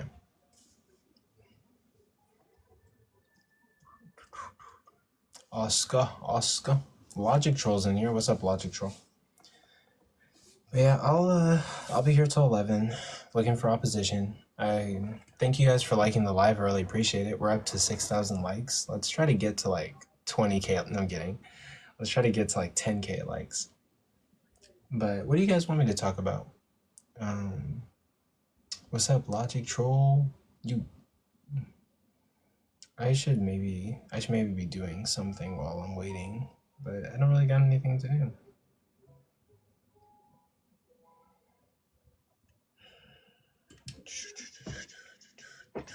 Herb, thank you for the likes. I appreciate it. But Herb, I'm gonna Discord you what I was gonna send you earlier.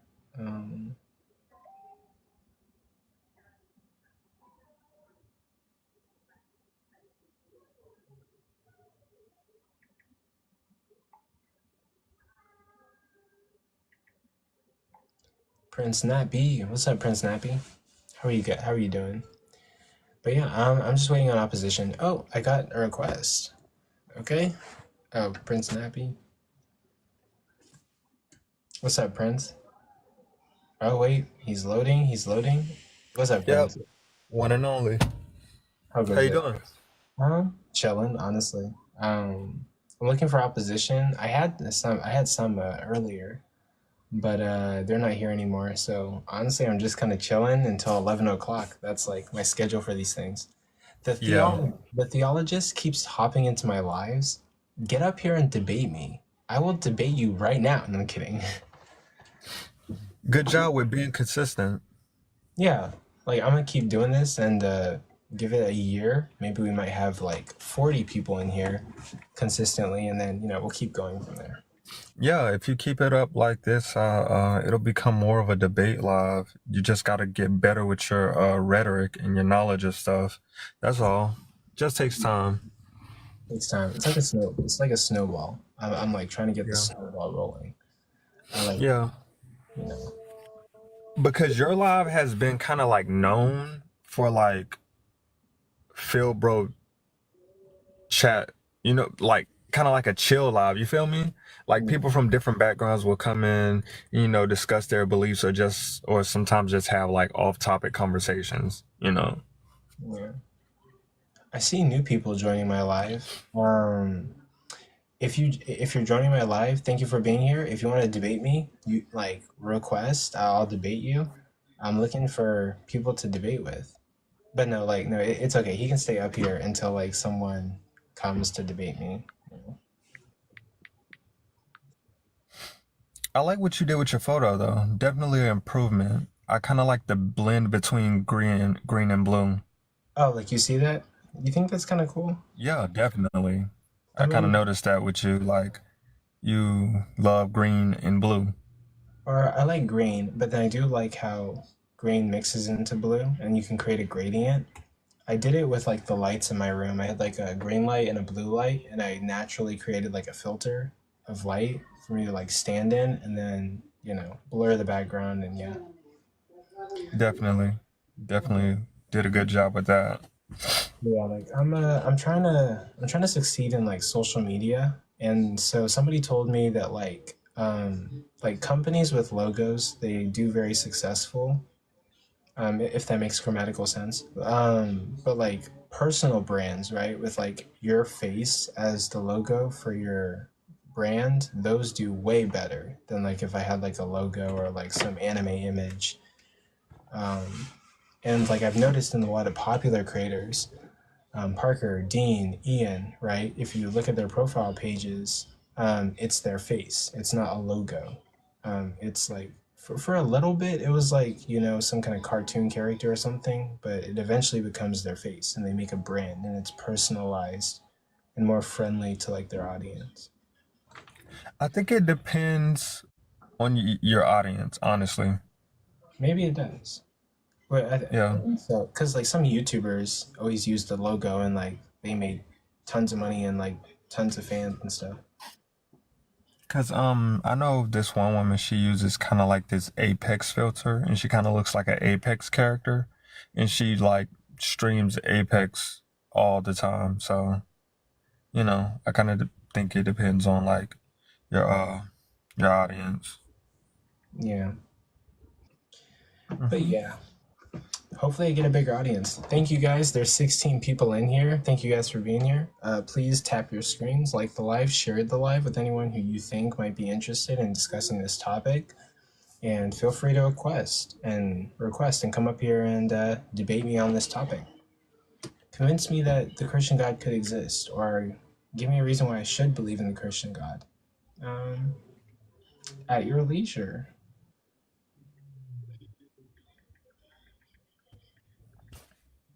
My connection. Can you hear me? Yeah. My connection is pretty bad right about now. Oh, okay. I only have one bar. I'm not sure if you can still hear. I can hear you. Can you still hear me? Yeah. I think there's like a latency problem or something. Um, Hmm. maybe. Have you been reading any of those books? I've been studying debates. I've been watching like YouTube debates and taking notes on those. But yeah, pretty soon I'm Hmm. gonna get into books. But I've been saying that, but like I'm it's where I'm working there. What have you been debating lately? Um, like does God exist for now? And then I did come up with like other topics. I'm gonna test those on like other nights. And you saw the Slim debate thing, right? That I wanted to do. Yep. Yeah, you did. I think I'm actually gonna do it. Like 100%, I'm probably gonna go in and do it. Yeah. Well, it's good that you're getting some practice, huh? Um, yeah. I hosted a formal debate with Bart and Cease to Know, and then I'm gonna do a formal debate with Slim. And then I've done formal debates before with like Rasul, Angel Investor, and like other people. But Stephen Beth is Science. Thank you guys for being here. There's 14 people in the live. Feel free to like and share the live. I really appreciate it. And thank you guys for being here. Looking for opposition, but I'm guessing like the 14 people that are in here are not opposition, which is okay. Feel free to stay as long as you like. Mm-hmm. Mm-hmm. But yeah, But have you been studying though the I've been, arguments yeah. or the Well, problem? that debate I've been studying. I sort of did while I was at work the other day. I was listening to people in Trey's live debate about the problem of evil, and there's some arguments I wrote down, or there's some arguments I remember that was like, you might want to run these against somebody. Yeah. Which problem of evil are you going to be debating? Isn't there a bunch of them? There's really only like logical and evidentiary as far as I'm concerned. And most of the time I just do evidentiary, but I could do logical and provide premises. I have a premise-based argument that like one of my friends shared with me on the logical problem of evil. I think the evidential one is going to go in your favor. Yeah. And I think I'm gonna do well, but I don't want to overestimate, and I don't want to like jinx myself. But I feel like I have a bunch of different arguments I can test out. I'm gonna be aggressive, but not like too aggressive. But I'm gonna go for the win. We'll see how it goes. Maybe something I don't expect will pop up. Slim will like say something, and I'll be like, "Oh fuck," and then my brain will probably work around it, or I gotta survive somehow. Yeah, I think you got it. Honestly, I don't think the answers to these arguments, uh, I want to say fluctuate that much. I want to say the answers are pretty consistent, and maybe once in a while you get a slightly different version of it, one that's decent at least. Um, okay. Evidential POE can also have premises and conclusions. Oh yeah, you're right. You can make like a logical, like evidential, logical argument for the evidential, or you can make a premise-based argument for the evidential problem of evil. Yeah.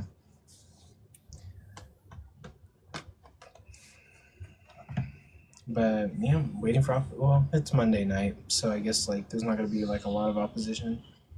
But doing this until 11, and we'll see how this goes. Logical doesn't mean deductive. Honestly, now that you said that,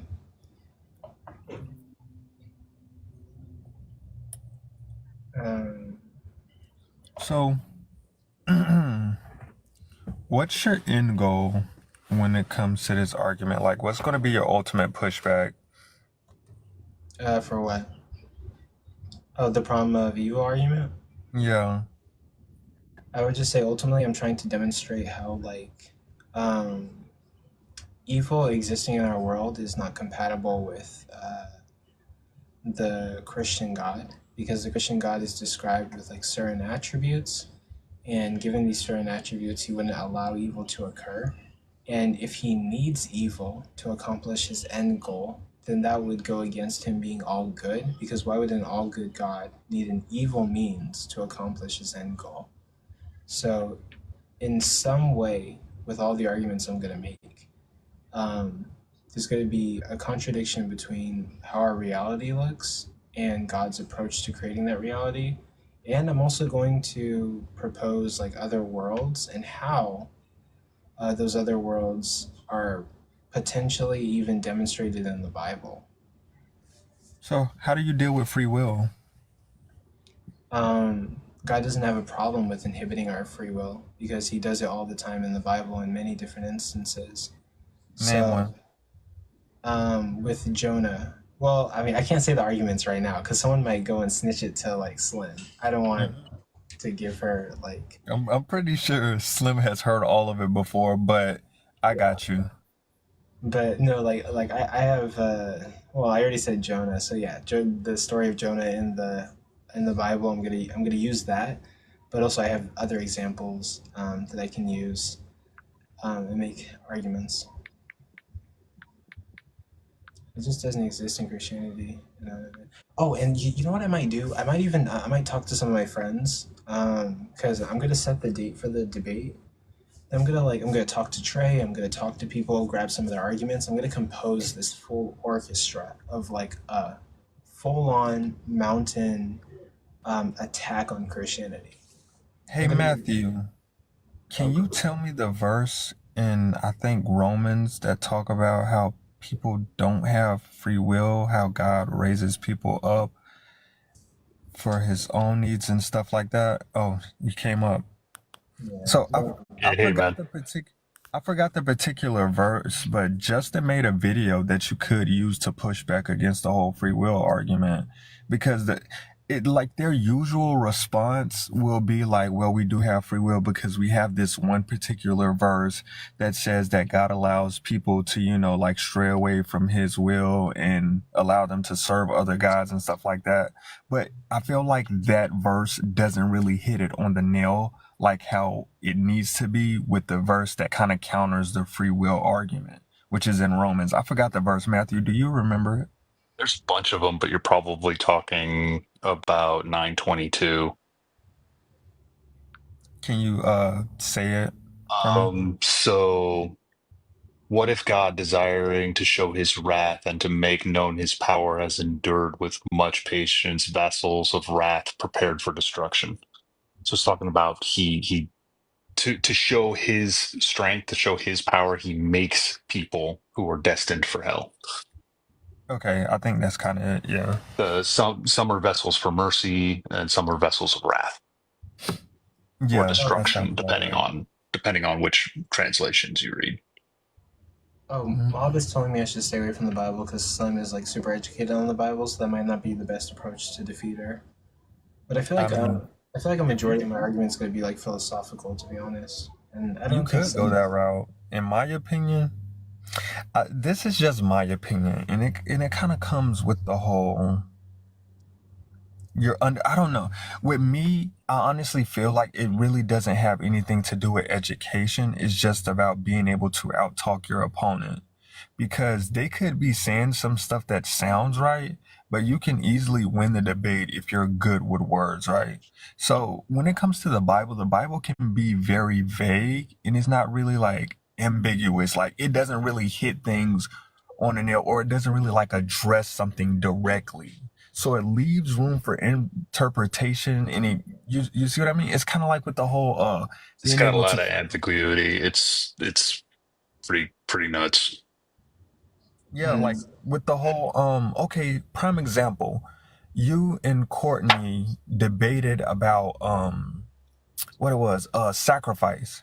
And she brought up that the guy Jephthah, he didn't sacrifice his daughter. He donated her to the church because it's some kind of old tradition that people around that time partook in. And what she was trying to do was use the vagueness of particular verses in order to support her claim. But the problem is that the verse doesn't really hit it on the nail how she needs it to. So the Bible is pretty much saying like, don't worship him in their way or whatever. But you see what it kind of leaves room for interpretation, because when you say their way, you can just be saying don't do things their way. But it's okay to sacrifice people, because like when you look at sacrifice, Like there's a billion and one different ways to do it. So if you say like, don't worship me in their way, you could just be saying like, hey, don't sacrifice people their way. Do it like this. This is the way that I deem things to be right. You feel me? Yeah. And an example of that could be like, okay, communion. When you think about communion, it's supposed to be some type of ritual or whatever that Christians partake in. But from an outsider's point of view, if they don't know anything about Christianity, they'll look at that like some kind of blood ritual. The bread is supposed to represent the flesh. The wine or like whatever that stuff is, grape juice, is supposed to represent the blood, and then you pray and bless it, and then like you eat it. That can be looked at as a blood ritual from an outsider's standpoint. You get it? So when you're dealing with the God of Israel and he's seeing like something is like demonic or vile or detestable, that's just his perception of the situation. You know what I'm saying? Yeah. Because when it Yeah, and comes to the whole also, sacrifice of, yeah, go ahead, yeah, Matthew. yeah, you can't let anybody get away with that whole Jephthah's thing because he's literally offering his daughter up as a burnt sacrifice specifically, and it's not a burnt sacrifice to send your daughter off to live someplace else. Right, and that's the thing that I have. That's the problem that I have with that particular verse, is because they will try to give me alternatives to that, but the text literally says that he did what he said he was going to do, and Yeah, which was offer it's her up as a key word, burnt offering, yeah. not as He, some kind of sacrifice to a temple, as a burnt offering. Yeah, he vows a burnt offering as his sacrifice, and then with the fulfillment of his vows in Judges 11:39, it states that he did with her according to his vow, which means a burnt offering. Thank So you for the they Yeah. can't follow. give you that junk about her just going to live someplace else because that's just not what the text says. Okay. Interesting. Right. So what I'm Thank you for trying the to say in a follow. nutshell is that a person could be more educated than you, but if you know how to use your mouthpiece, you can easily win a debate just by out talking them, which is one of the reasons why I don't debate, is because like I'm just not that social and articulate like other people. I don't communicate that much. Like I started being more social when I got in high school. I was a huge loner and I was very introverted. You know, I have a very tough time getting my point across. So that's why I don't do it. But if you can out talk people and you can see the problems within what they're saying, you can easily win a conversation, even if you're one of the least informed people about a particular subject. Okay. Apologists specialize in out talking people. You feel me? It's not that they're more educated. It's just that they're really good with sounding. They're really good at sounding right. Yeah. And also, there's now 19 people in this live. Please feel free to like and share the live with anybody who you think might be interested in debating against me. Thank you guys for being here. And to like the live, just like tap your phone screen. But yeah, I appreciate you guys. If you're ever wanting to have fun, I always have like my back pocket argumentation for Christians that just completely destroys the concept of free will and sin within the Christian religion. What is it?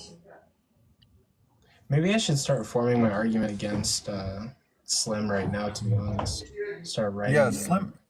Yeah, like don't get me wrong. Slim is very educated on the Bible, but I kind of feel like it's she's educated, but at the same time, she knows the problems within Christianity. And because she's good at out talking people, she's good at covering them up. So I'm not going to pretend like she doesn't know scripture. She does. She's very informed. Don't get me wrong. But it's just certain things that you can beat her in if you're just better at out talking her, because the Yeah, problems are there that's and where my they're skills tend to obvious. come in handy. Yeah. Yeah. So yeah, I'm gonna run like a lot of philosophical arguments, but also like yeah, I'm gonna be well, I can't give away too much, but I'm gonna be a little bit aggressive. Like I might even come off as like rude. I'm gonna like try to really win this one. Um, Don't overdo it. yeah, don't like You oh want my to god. know something? It's Yeah. like you overdo it to the point where you kind of like, I don't want to say the H word, but you H yourself, like, from a tree. When Um, you're giving pushback, you should make sure you're informed of what's taking place before you like really press them. Because sometimes I feel like when you're doing the spicy cocoa thing, yeah. you aren't actually like attacking what they're saying, or you and the person aren't on the same page. It's like y'all are arguing, but you're not talking about the same thing. Oh, sorry, So it's like ask more. I might Yeah, be speaking make past sure. you. Yeah, so you can do your whole spicy cocoa thing. I'm not against it, but make sure you're actually addressing and pushing back what they're saying, because I would hate for you to be arguing with somebody, but you're not really attacking what they're saying. You feel me? Yeah, and I think maybe like yeah, whenever I get angry or like emotional, then I might miss the key point of like what they're saying. I think you got this when it comes to philosophy. Yeah, I am. But yeah, like a lot of philosophical arguments, a lot of that. I could be doing that. I should be preparing right now. I do have a folder in my notes for Problem of Evil. I have like some content there, and then probably like I'm gonna do other study. But You want to hear some of the argument I've kind of made up myself to kind of downplay Christianity? This is yeah. specifically against the omni property gods that are discussed within religions. Oh, okay. Yeah, go for it. So this is based on the position of a Christian who holds the ideal that their God is all powerful, all knowing, right? The omni property gods. So I'll ask them quite simply, we'll just start with that. Does your God know all things? Yeah, cool. Is your God capable of doing anything that is logically consistent? Yeah, sure. Okay, cool. So a God that's capable of doing anything and knows everything should know everything that they need to do what they want to do. Yeah, sounds about right. Cool. Does your God have a plan? According to the Bible, God has a plan. Okay, cool. So if he's all knowing, he should know every single bit of that plan, down to the smallest detail, right? Yeah, of course. Cool. Is your God capable of failing in its plan? No, of course not. God can't fail, right? He's all knowing, he's all powerful. There's no reason he should be able to fail. All right, cool. Well, is there any point in time where God's plan could have failed if a person was to exercise their free will? Usually at that point in time, you'll get a question like, well, what does that mean? Give some examples. Let's use the Bible to give examples too. Seems to make sense. Let's talk about Judas, right? If Judas had exercised his free will in order to not betray Jesus, would Jesus have been executed on the cross? No. No, of course not, because he wouldn't have been cut. Oh, skip the small part. Part of God's plan, most Christians will agree, is that the death and resurrection of Christ is a necessity for Christianity. So Yeah. that must be part of God's plan. Key point there. Okay. So if Judas maintaining his loyalty out of free will would have stopped Jesus from being executed, well, that means that could have caused God to fail. That's one example. What about Pontius Pilate? Roman general, has a lot of power and authority. In fact, exercised some of that power and authority. He showed that he had the capability of pardoning prisoners and just letting them go. He let one of the prisoners go that was to be executed. Offered to let Jesus go if the people would have let him. What if he had exercised his free will and just let Jesus go? Right? Said, no, we're not doing this today. And just let him go. Jesus have been executed? No. He would have been pardoned. So that's another point where free will completely trounces the idea of this plan coming into fruition. What about Mary's parents, right? What if Mary's parents hadn't gotten together exactly when they did? Maybe they exercised their free will and had an extra bottle of wine that night and got busy at a different time. Mary wasn't born quite the same time she was supposed to be married. Mary's not born. You don't have the perfect vessel of Christ. Jesus isn't even born, let alone died on the cross, right? What Yeah. about King David? What if King David had exercised his free will in a way that caused him to not have heirs? Maybe he sent his sons off to battle and they never returned. There's no heirs for King David. Line of David ends. You no longer have a Messiah from the line of David. No Jesus, no crucifixion, no resurrection. Kind of screws the whole idea of free will in this narrative. In fact, if you look at any people in these lines at all that had any effect on anything happening, if people had done just the smallest things differently due to free will, ate different food, got with different people, partied in different places, did different work, the whole line just shifts and you no longer have the same people and you no longer have Jesus dying on the cross. It removes the entire concept of free will being capable within this narrative. So, in order for God's plan to be infallible, to not have the ability to fail, anybody involved in this plan Oh. must do exactly what is within his plan. So, they cannot have free will. Now, if you're what you're doing follows God's will to the letter, and God can only do what is within his nature, that means the steps of his plan are within his nature, which means every action taken by every human is within God's nature. It is impossible to sin if you were within God's nature following his will. Therefore, sin cannot exist in Christianity. Oh, okay. Poof. Higher reason for Christianity vanishes like a fart in the wind. All of that is wrong, Matthew. It's I love you not. anyways. It's not based on an omni God with a plan. I hate That's Bob just not true. McFly. That's not true at all. Like, what is sin? What are you saying doesn't exist? Sin is going against the will of God. Sin is going against God's desired plan. I need 1v1s. Opposition, where are you? What'd you say, Coco? Oh, nothing.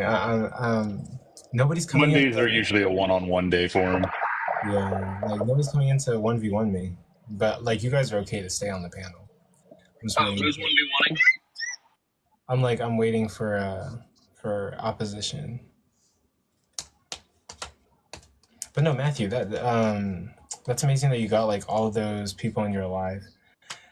Did you start off like me, like not getting that many people, and then like as time goes on, you get tons of people? I usually have a decent average of people that range between like 150 to 250 people, which is great. I love it. It gives me real good conversation, lots of new people to talk to. It's not really an insane thing, but that specific day, I just happened to hit the wrong side of the internet, and my live got shared out on a few choice discords, and I ended up with like 6,000 turfs in my live trying to argue against trans people. Oh, It was a little rough, okay. Let me do this. probably spent like 6 hours just telling turfs how wrong they are in their position. No, let me look for something else. I have a question. What's the turf? It's a transphobe. It's an acronym. Okay. Let me make sure I get this right because I don't always get it right. It's trans exclusionary radical feminist. Actually, let me create another. Actually, let me go back to my first background and then create another background. But hey guys, there's 21 people in here. Thank you guys for being here. Feel free to tap your screens, like the live, and share it with anybody who you think would want to debate me on any topic that I put in the background. Like, why should I believe in the Christian God? Is there any particular reason why they have a problem with well, it kind of sounds like I'm not trying to be like point the finger at women, but it kind of seems like this is more so a women thing with trans women. With TERFs, yes, TERFs specifically are on the feminist side of the equation, but they want to state that a male human being cannot be a woman because it's against feminism. It somehow makes women lesser to allow a male to identify as a woman, which I think is dumb because that's not what the whole point of the position is. But they want to exclude the concept of trans just completely so that a woman is stuck as a female and then they work in feminism. Wait, hold on. Before anyone else says anything, J-Rob, if you're in here and you want to 1v1 me, now would be the perfect opportunity. I'm doing 1v1s. I'll kick everybody off the panel. Just Oh yeah, get we're just BSing until somebody wants to come up and talk to Coco. like no opposition tonight. But it's I'll Monday. 1v1 you, Coco. You will literally beat me because you know everything about Christianity. 100%. You're doing side quests right now. You're too kind. No, I really don't. I enjoy debating, but I don't. I think we had plenty a of good topics. conversation earlier today. Yeah, you got a phone call. I don't think your position makes sense, but it was a good conversation. Oh yeah, of course we're going to come down on different sides of the aisle. Of course, it's just the way it's going to happen when you have a believer and a non-believer. We start from different sides. We have different ideals and different concepts, and we end up in a different position. We might not be able to convince the other, but there wasn't anything abrasive or horrible about the conversation. That's for sure. Oh no, I don't think we've. I think you and I have gotten heated like one time, but most of the conversations we have are tame. Mm-hmm. Why are you guys instigating J-Rob? You guys are instigating J-Rob. Yeah. Hey, brought by blood. Can I ask you a question? What's up? What, and I kind of see, and this is pretty much a normal thing for Christians, right? But why are you Protestant? I am Protestant. Yeah. Why do other Christians reject Protestantism? Normally, it's going to be traditional in favor of traditionalism. So Protestantism is going to go against the like orthodox beliefs that are passed down traditionally of like the early church, early Catholicism, stuff like that. Protestantism is kind of its own entity. It separates things like I mean, there's plenty of different things that it separates, but like one example, like views of transubstantiation, like communion, other sacraments, confession, how the church is applied. Like they don't take Protestant churches to be the church. They take the church to be like the Orthodox Church or the Catholic Church, depending who you talk to. Wait, hold on. Before you continue, Present, you just joined.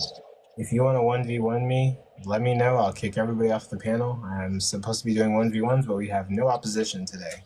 But yeah, continue. There's the position and the belief in like the papistry that's held within like the Catholic position that's not held within the Protestant side. Yeah, papacy is this idea of like The flow of information and where it comes from. All of the popes are in Catholicism specifically. All of the popes are going to be in like this unbroken chain from the apostles. Where the tradition of teachings is passed down by, where in Protestantism it's going to be passed down through the Protestant Reformation for like former people like Martin Luther, John Calvin, John Knox, people like that.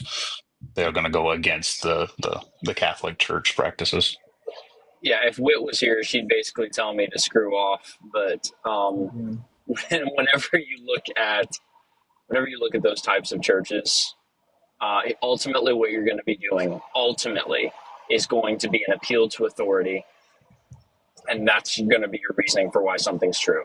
You're appealing to the authority of the church fathers. You're appealing to the authority of the traditions. You're appealing to the authority, and it's one of the worst arguments, I think, on why Christianity is true, is just this massive appeal to authority. So how do you? Okay, I kind of get that because I think with Orthodox, they kind of do this whole thing where they believe that they have the true interpretation of Scripture and they're like following Yeah. the right tradition because basically the fathers were supposed to be disciples of the apostles and they basically like trained under them to like receive the Holy Spirit. So I guess that's kind of like where the whole authority thing comes in, at, right? Like I don't have a really good understanding of unorthodoxy, but that's kind of how that's what I usually hear them say.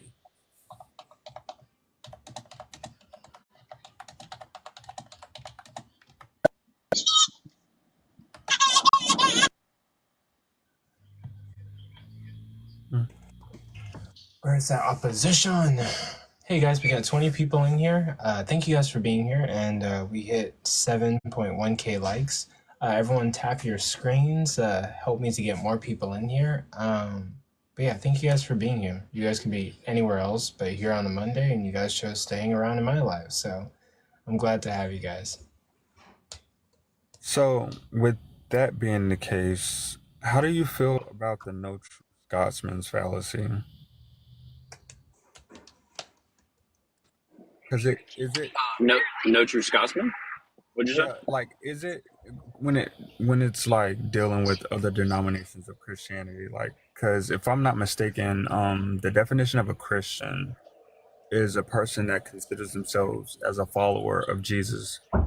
They believe in the resurrection, but it kind of gets a little bit like mushy because then the whole faith versus works thing comes into play too. Yeah, so this is okay, I understand what your question is. Yeah, so this is going to be a major issue, and I think it is a major issue in Christianity. So we can say that there are necessary preconditions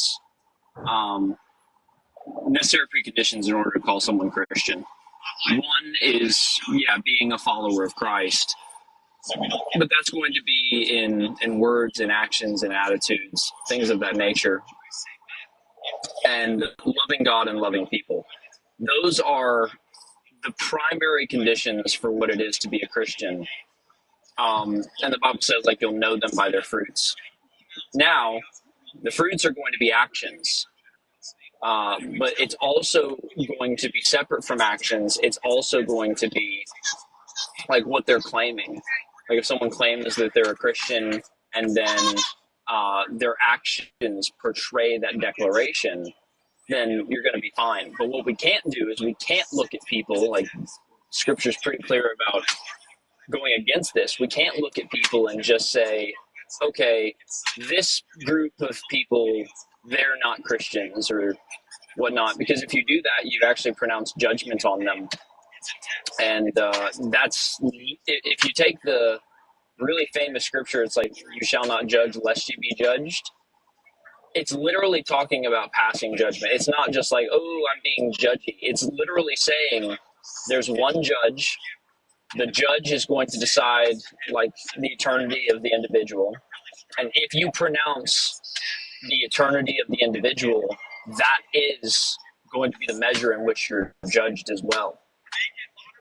And so when you say, hey, this person so-and-so is not a Christian, they're going to go to hell or whatever like that, if you do that, that's where I think you've messed up.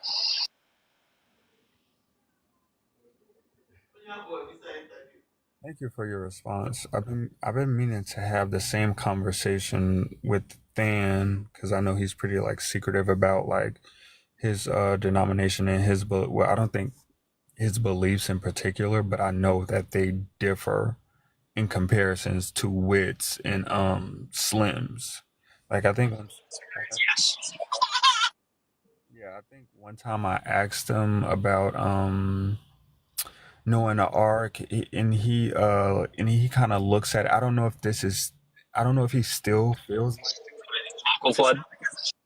Yeah, I don't think that he considers it to be like an actual event, and if he thinks that is possible, he thinks that it was maybe like more of a local flood, and then over time the story, it kind of became like a little bit wishy-washy over time.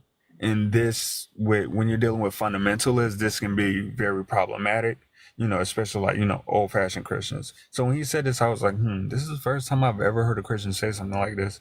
That's weird.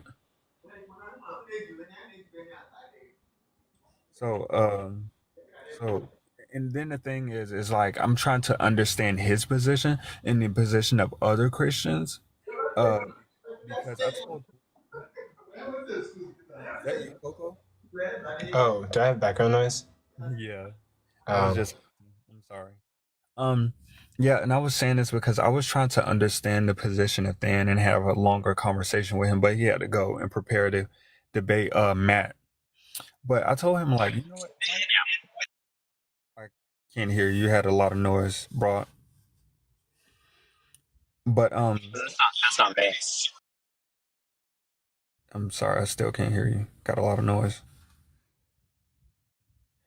But I was basically telling Than, you know what? If I would have ran into you before I started like deconstructing, I probably would have remained a Christian. I just would have switched my denomination.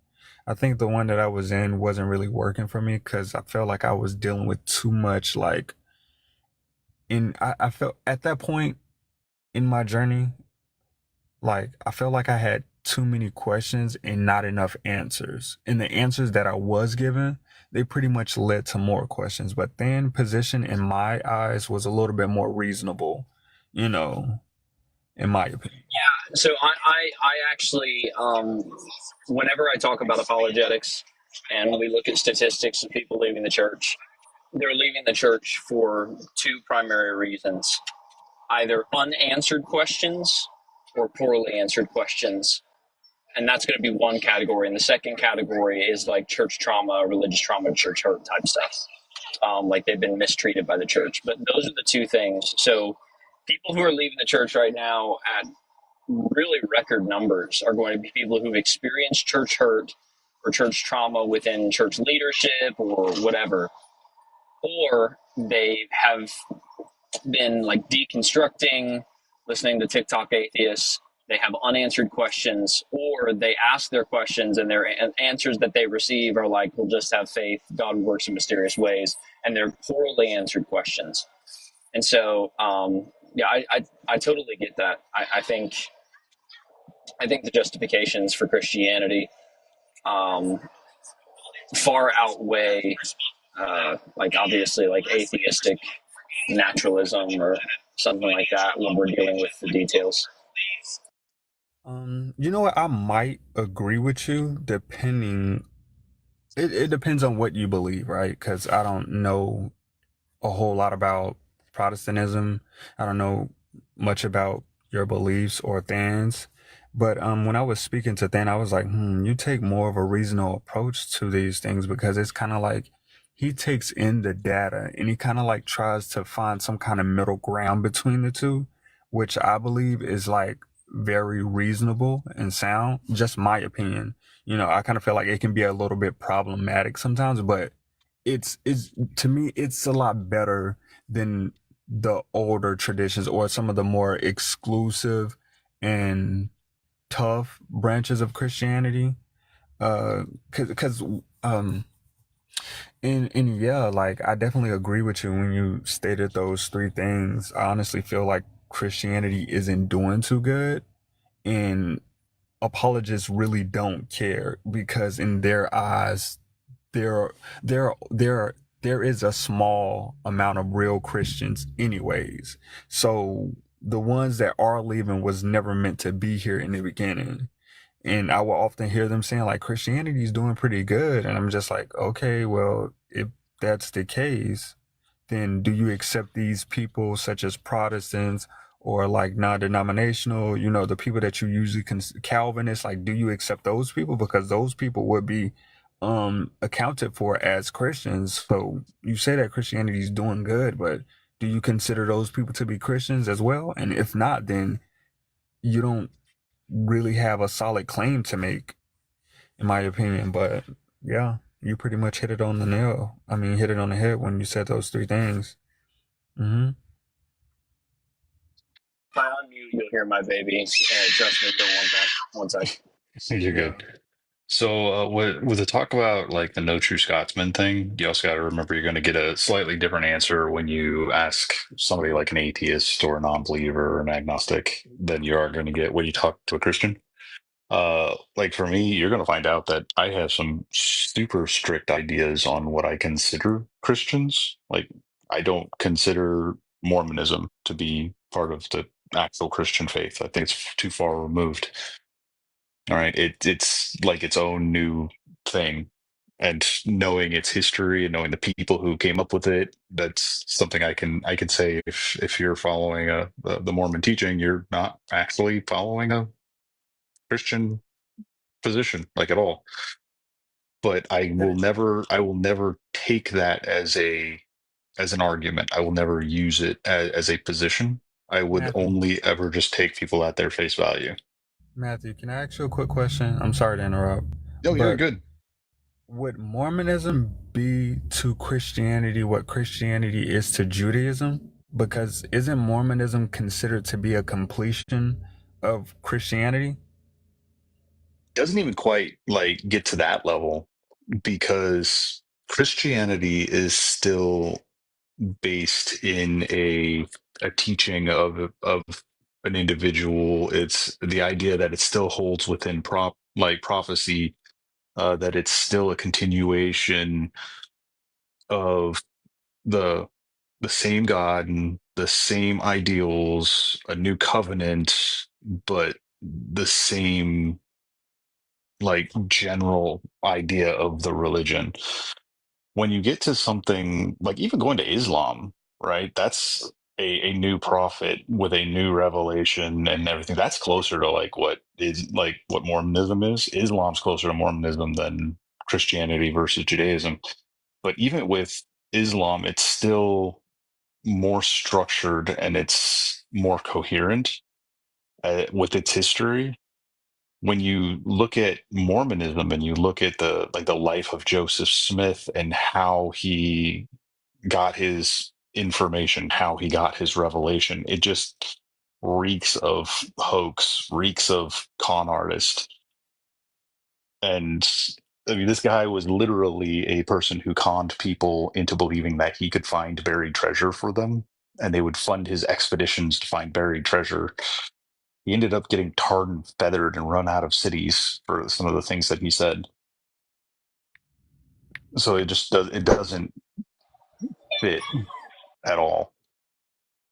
But I Did, still would never tell a person who follows the Mormon faith that no, I don't accept you as a Christian. I'm not going to take your argumentation because you're a Mormon. That just wouldn't make sense. There's no reason for me to do so. I would still debate and argue the same as I would for any religious position. gotcha. I felt the same. Yeah, most of the people that you're going to run into, Christians that are like Christians that basically hate people like me and Than are going to be your fundamentalists, or your traditionalists. Those are going to be the primary ones. Pretty much, yeah. On a Monday. Yeah, I grew up a fundamentalist. Yeah.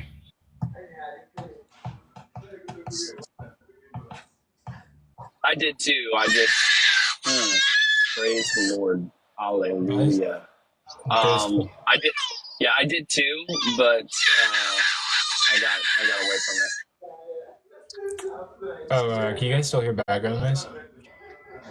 Yeah, I Yeah. can hear it. It's not too bad, but it's there. Oh, but anyway, there's 20 people in this live. Thank you guys for being here. Thank you for all the likes, but feel free to like and tap your screens.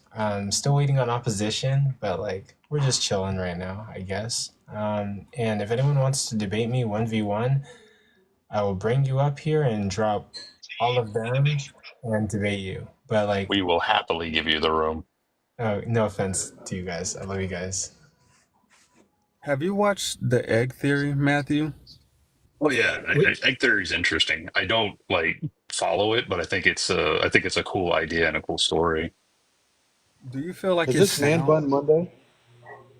It's a man-to-man Monday, but there's Oh, no. Man to Man Monday. But it is Matthew, what it is. Starts off slow. I'll be doing this for the next year.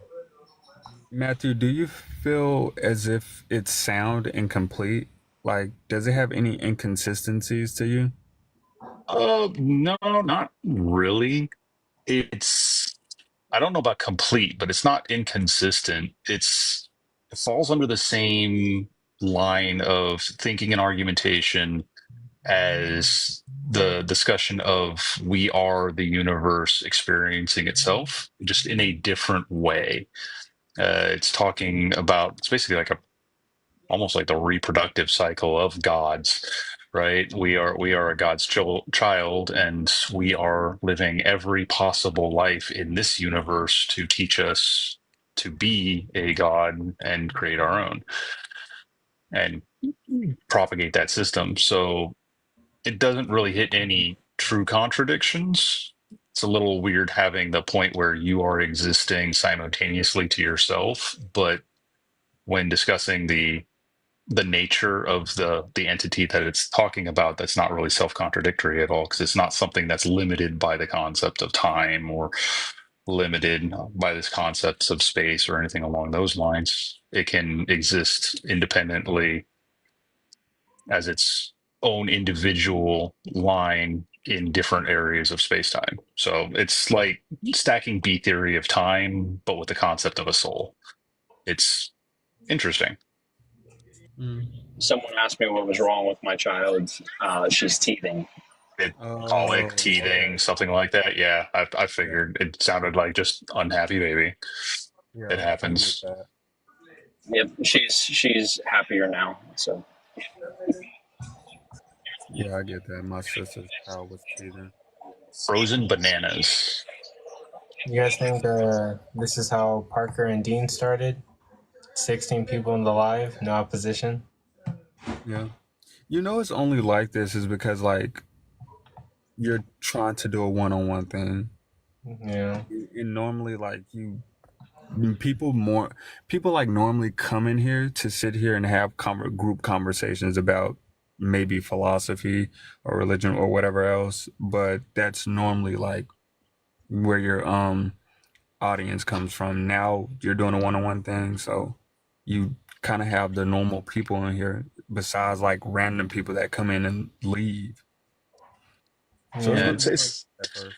it's not even so much that when you start talking about things like Dean and Parker and Ian and all them, they started this a long time ago, back when TikTok worked a little differently. The algorithms were how long different. ago in the The last way lives worked. Yeah, well, we're talking like 3 or more years ago for a lot of these people.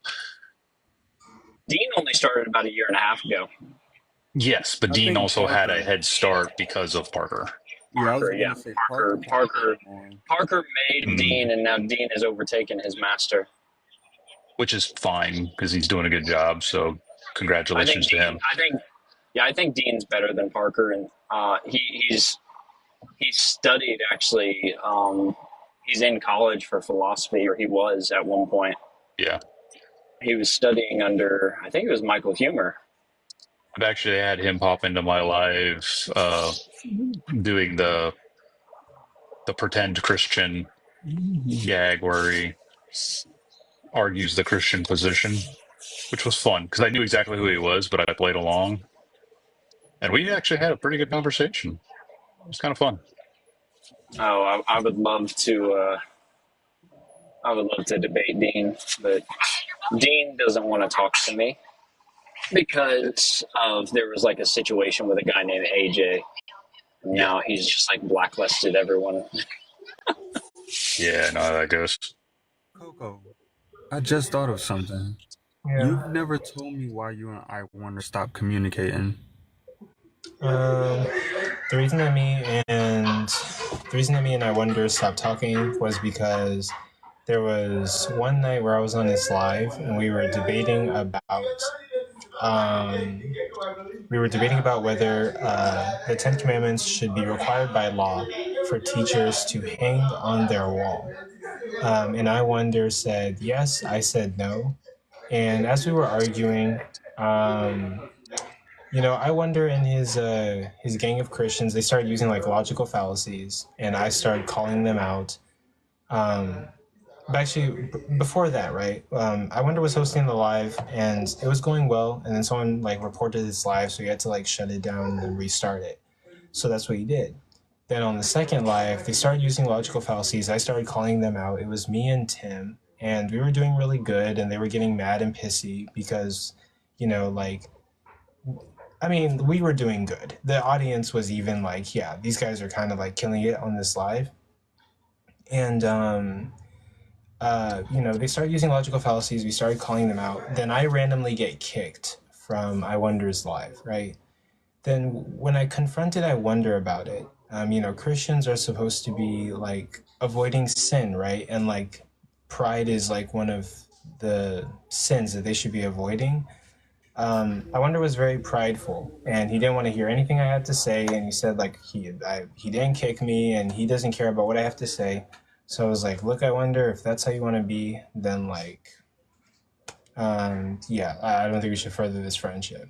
Also, like this, Is yeah, that your opposition? it might be actually, but I'll tell you there's more to it. I'll tell you it later. Hey, welcome to my live. Are you trying to talk about the topic? Yes. Oh, could I? That's a whole child. That's a whole child. Drop 'em. What year were you born in? I probably. 2000. Bro, that's a kid. Unfortunately. No! Wait. Are you literally waiting? No waiting. What are you saying, Coco? Oh my Keep God. your life safe. Keep your life safe.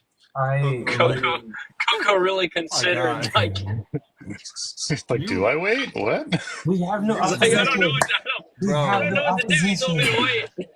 He told me to wait. What do I do?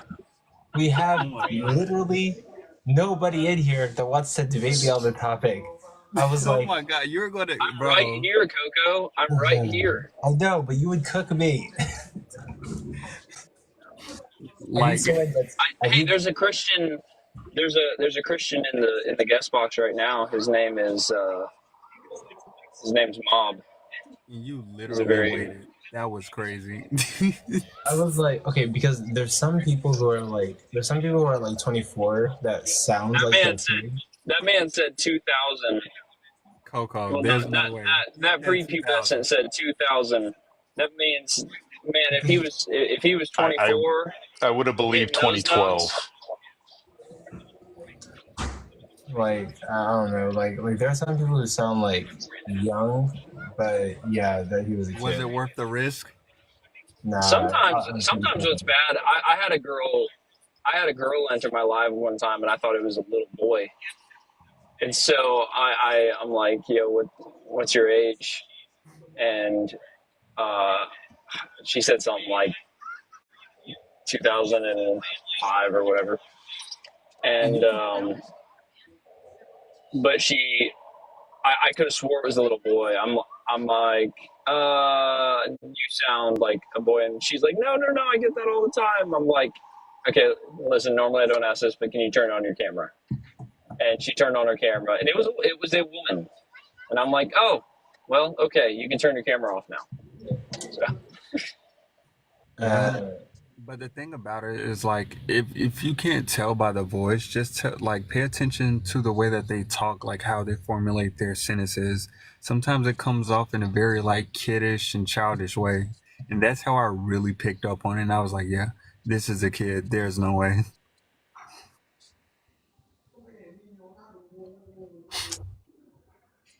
Who would win, me or John, in a 1v? Depends on the topic. That's close as fuck, honestly. Like both of them. Hmm.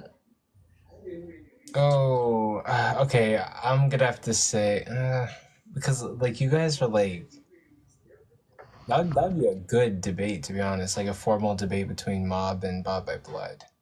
But I think they're at the same level in regards to like debate and like um, rhetoric. I think they'd be the perfect match. But I think Mob would win slightly. I think Mob would Yeah, win. I think it depends. I think it depends on the topic. I actually agree with that. I think Bro, Mob is Mm, stronger in certain topics than I am. brought by blood. Earlier, you said that you feel like Christianity is more like a more like justified position. That's what you were saying.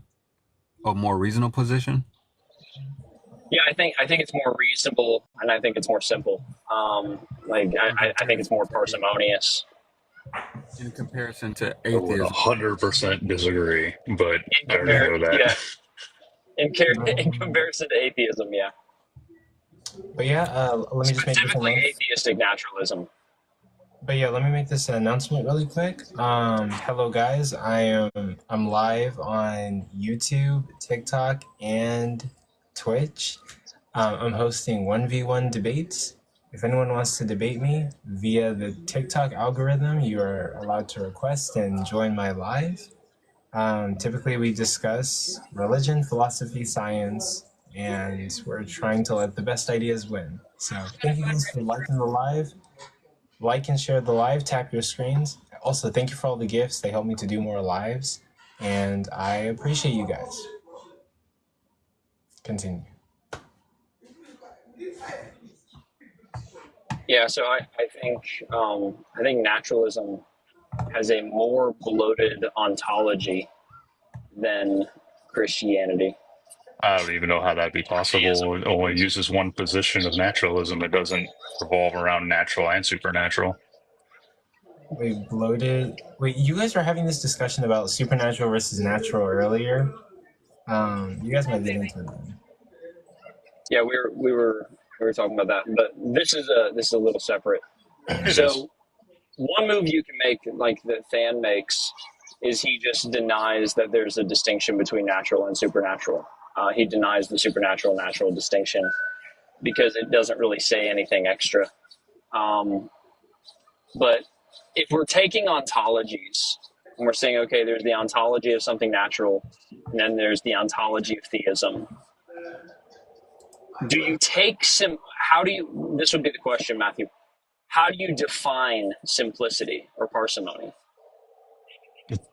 That which uses less assumptions in order to come to its conclusion. Okay, less assumptions in order to come to its conclusion. Hmm? Do you also take like complexity to be part of the ontology? Not necessarily. That's nearly impossible to truly argue. Complexity is based in how a person understands it. Some things can sound extremely complex to others, but Not not to the person because who's trying to put it forward. It could be the simplest thing in the world to me, but confuse the crap out of everybody else. yeah, but when you say it's just something that makes the less assumptions, like you're not really describing its ontology or its nature. Um, and so when we're representing simplicity, how does that answer a question of ontology? Well, again, what is your standard on simplicity and complexity? That's going to be a major factor in this. Well, yeah, More that was kind is of my it question more to you. Is moving I said, parts, or is it like well, I harder said, to what understand? is simplicity? Well, I said, what is simplicity? Because if we're looking at parsimony, and we're going to say, okay, the ontology of theism or the nature of theism is going to be a less bloated ontology than compared to naturalism. And then you say, okay, well, by simplicity, I just mean it makes the least amount of assumptions. Kind of what I Um, usually go for, yeah. yeah. And so I don't think that's really descriptive of, like, when we're talking about naturalism, when we're talking about the nature of naturalism, I don't think that's going to really be descriptive of it. Well, it depends on And the so, arguments. like, I'm specifically going to compare the two arguments being made and see which one requires extra steps, requires more assumptions in order to get to its conclusion. Because you can have two arguments coming to the same conclusion. In this case, it would be the reality that we observe. What are the assumptions met to allow you to get to that position?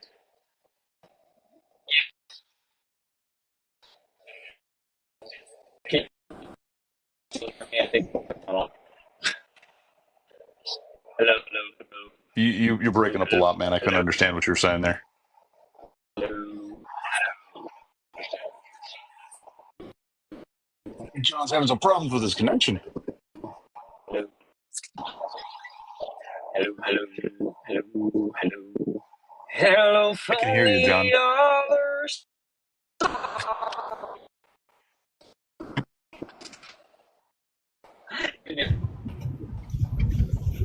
We have no opposition, just all my friends Bro, joining. John always has such bad internet. I know, right? Hello, hello. We can hear you, John. Yeah. How are you?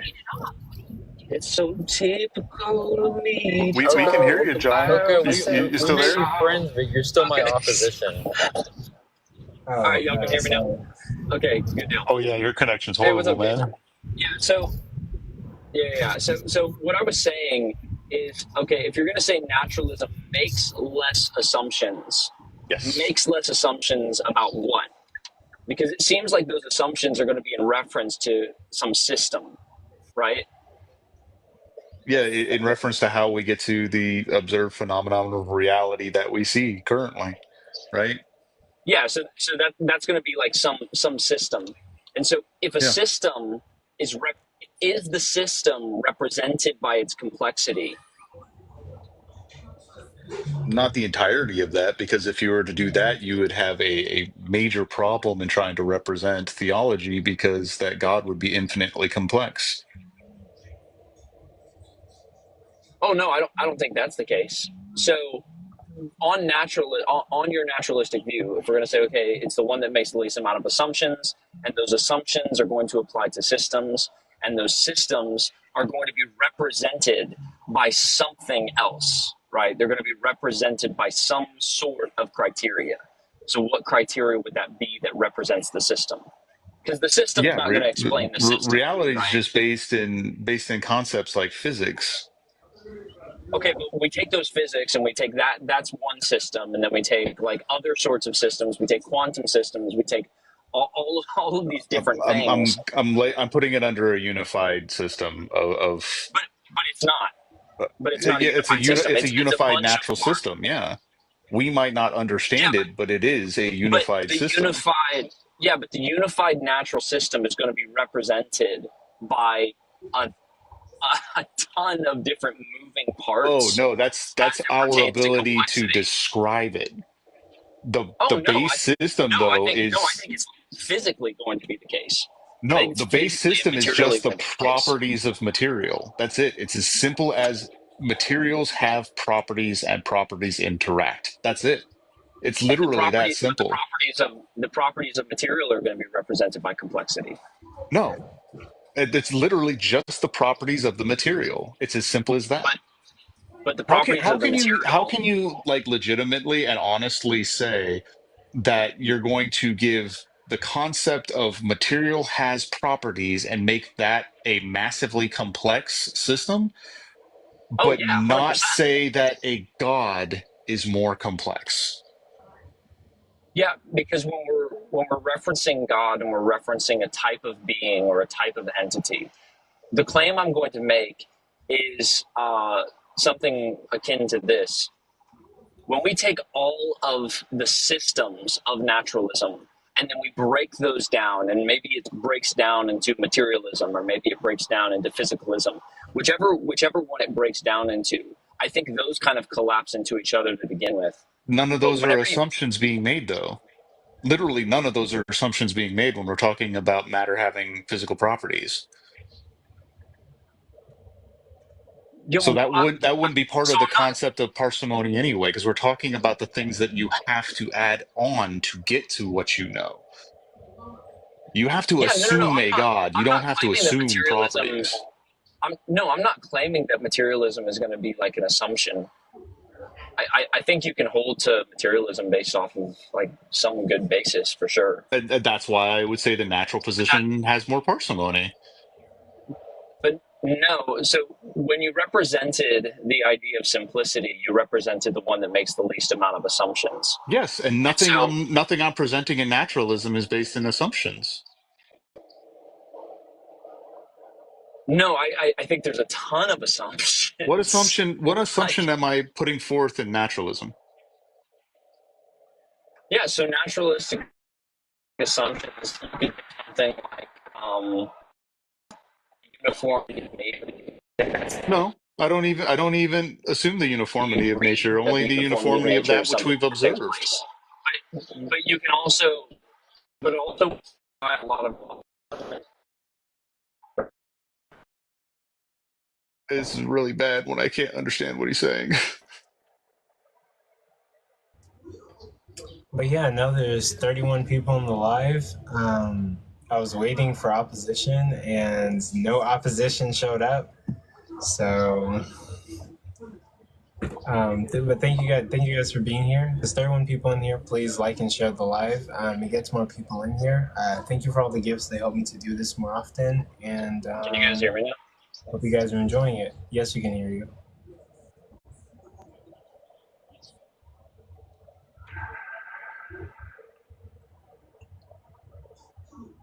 Okay, so I don't remember what I was saying. Shoot,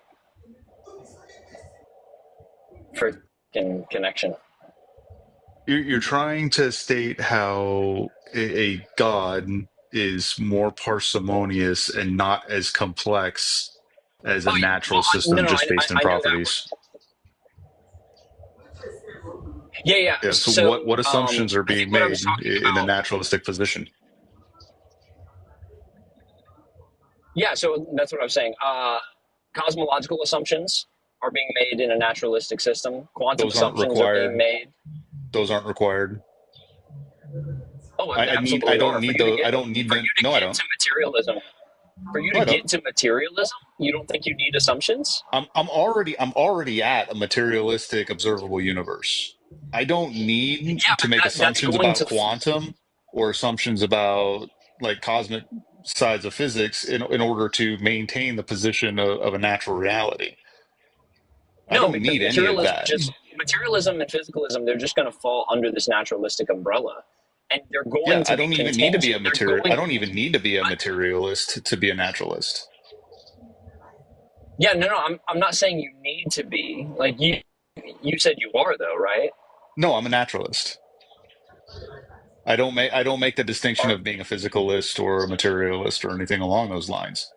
I just hold the position of a naturalist. I don't require any assumptions on any of those things to hold the naturalist position. no, you're still going to require assumptions. What So, assumptions do I like, require?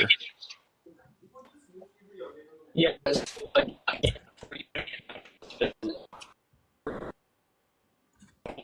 It always breaks up when I ask that question. contingency, like a contingent argument. Dadgummit. That bad Can y'all hear me? Check. We can hear you part of the time.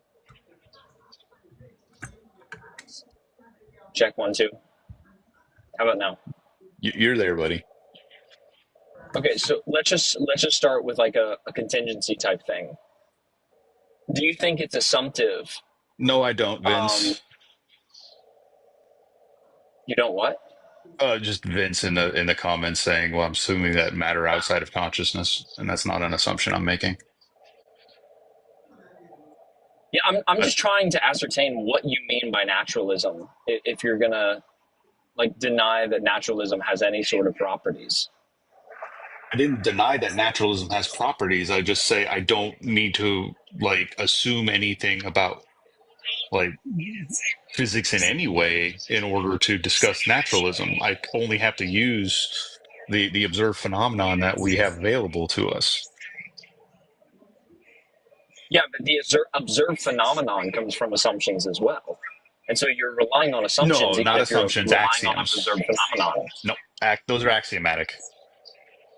Okay, so what's axiomatic then? Axiomatic is What's going to be self? something. So anything that's axiomatic is going to be something that we agree upon prior to, based on it being self-evident. If I'm talking to anybody and they deny the axiom that reality exists, the self exists, and that senses can give you information about that reality, I have no reason to converse with them because they don't believe they exist. So do you think naturalism is axiomatic? Like you think it's No, self-evident? I just gave you the 3 axioms that I hold. Everything else is observable from there. Okay, give them again. I'm sorry. Reality exists, I exist, and my senses give me information about that reality. Okay. Everything Do else is you, do you derived think from that. do you think that that's an assumption? No, those are axioms. And if the person I'm talking to doesn't hold those axioms as well, then I have no reason to converse with them because they don't believe that we exist. They Well, either don't believe the so reality exists for the conversation to hold, they don't believe we exist to have the conversation, or they don't believe they can use their senses in order to take information from the conversation. So I I don't just don't have to talk to them. be I don't have to be a hard solipsist to still just say like we start with that assumptively. Like it's not a problem to say that that's an assumption. I think it's a very very very very very good assumption, right? That Yeah, we're that's not the like reason. That's the breaking reason I put them under axioms, and I don't put them under the list of assumptions, because if we're talking about which position is more parsimonious, and we both hold those 3 axioms, it doesn't matter if you call them assumptions or not. We hold the same ones, and we can move forward from there, not even add them into the okay. list. So They don't so the matter. axioms of naturalism. Correct me if I'm wrong. You said reality exists, you exist, and the third one was like we're experiencing existence or something. Our senses can give us information about that reality. Yeah, yeah. Our senses can give I us don't more even think information. those are axioms of naturalism. I just think those are axioms that basically everybody holds. Okay, so then my question, I guess, remains: what is naturalism? Well, it would break To which you're down saying you under have the no rejection of, assumptions. yeah, it would no, I'm not saying there are no assumptions. I'm just saying the things that you have brought up aren't required assumptions for the position. Uh, it would have You can use the concept of materialism and physicalism. Those do fall under naturalism, but naturalism's basically just the denial of the supernatural in any way, shape, or form. All right. So anything that occurs within a natural system is going to be it's going to break away from No, like I the mean you can be a concept of naturalist. You dualism can or anything like that, of no, substance I mean non-dualist or anything like that. you can be a naturalist, and you can still hold to like certain spiritual principles. It's not going to be directly related to a god, but you can No, be. you can't hold supernatural beliefs if you're a naturalist. Those are contradictory. No, so like there's a I think it's Jainism. Like they hold to. Correct me if I'm A wrong. I natural think it's Jainism. spiritualism, sure, but it still has to fall Yeah, under the natural. If you hold any yeah, but supernatural it's going to beliefs, represent you're things like falling away from naturalism. reincarnation. It's going to represent things like reincarnation. It's going to represent things of that nature. Yeah, and I don't hold to that kind of stuff at all. I'm not a Jainist. Uh, Everything that I would hold in my position as a naturalist would just be that which can be explained naturally. Okay, I don't require but if spiritual. I don't require supernatural. I don't require any like dualist positions at all. I don't require any of that stuff. so, what assumptions do you think actually fit under your view of naturalism then? Because you said it has some, but every time I've brought up like a different topic, whether I've brought up like a subset of naturalism, materialism, physicalism, you're like, no. I brought up cosmology, you said no. Like, what are going to be the assumptions that you say still exist? Because I don't see how you're leaving room for any assumptions on your view. Sure, anything axiomatic is going to be assumptive, of course. If you Wait, hold a if you hold any naturalist we already talked about the whole fact of like axioms being assumptive. It just matters if we hold the same ones. If we hold the same ones, we don't have to add them under the assumptions that we're talking about because we both hold the same ones. It doesn't fall under parsimony. They cancel each other out. So But I'm not anything sure. else, you'd have to look into specific beliefs, like what methodology of time do they hold, right? What theory of time do they follow? What kind of position do they hold on determinism versus compatibilism? Do they believe in quantum indeterminism or anything along those lines? Those are going to start falling into assumptions. But when it comes I mean, to the you can natural believe all of position those of things and reality not be a itself, naturalist. yeah, you But can. I'm just saying those are going to be things that are going to lead to assumptions in a naturalist's position. what I'm asking more directly is what are the assumptions in naturalism? Not separate from naturalism, because on your view of naturalism, you're saying, okay, there are certain assumptions that you make, but it seems like you're just making And like anything past the broad anything statement. past those three axioms, no other assumptions are required. Okay, so anything past the axioms of you just saying, okay, reality exists, you exist, and then humans experience through sensory experience. You don't think you have any other assumptions that you're using No, in terms of I going to either a naturalist position? I can either move forward from those three axioms and derive information from those, or I can fall under the null position on anything else. So you guys are debating. Yeah, that's just not how I'm normal. still Like, looking if for it, an opponent. what'd you say, Coco? You guys are debating. I'm still looking for an I opponent. don't think you're describing. Oh, sorry. No, you're good. I don't think you're like if that's your view, that's fine. I just don't think you're commonly describing how people describe naturalism. I I think got it. I got the definition of naturalism open right now.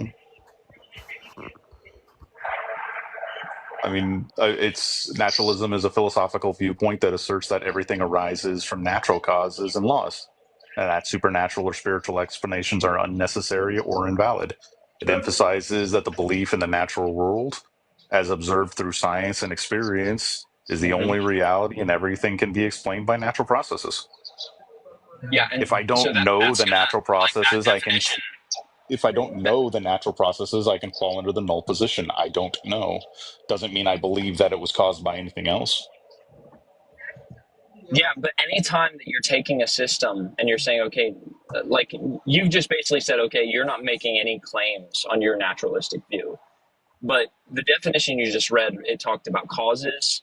It talked about like Yeah, I'm a it talked about determinist. science. It talked about science. It talked about all of those Yeah, things. those And are so further positions. Those are examples. those Those are not those are requirements. They're just examples. those are systems that Yeah. make up that make the idea of naturalism possible. Those Oh are no, those no, are. no. Those are just I don't know how. What I don't ways understand that is can be maybe you can answer this. emphasized.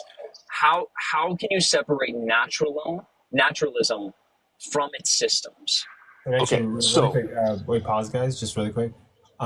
For everyone that's in this live, there's 33 people. If anyone wants to come up here and 1v1 me, I'll drop everybody and continue the 1v1s. We're just doing this because we haven't really been getting a lot of opposition for me to be doing like the 1v1s. So just letting anybody know, just request in the box or comments, say, I want to debate you, and we'll get the 1v1s going. Continue.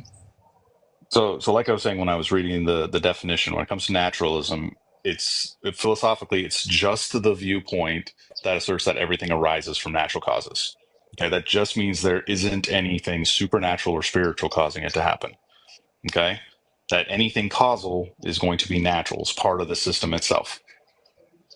Now, naturalism can Yeah. So emphasize naturalism different is in. beliefs. Yeah, so naturalism can emphasize different beliefs, like the use of scientific method, like the concepts of determinism, like these things, but they're not required for naturalism. The only thing required for naturalism Is is to not required, have any supernatural or spiritual causes.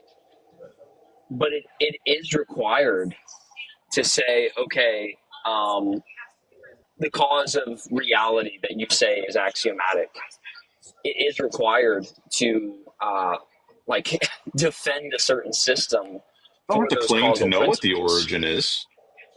I don't even have to claim No, that no, I'm there not. is an No, I'm origin. not saying. Yeah, I'm not saying you have to claim to know, but I think if you're just saying naturalism, full stop, it's like some brute fact or something. No, that's not I at all think what you I have to. said. Taking the null hypothesis, you're not again. It's not really even describing naturalism. It's not describing this idea of, okay, What am the I missing? universe What am I arises by missing natural. out of in naturalism? What am I not rising to the position of for a naturalistic belief?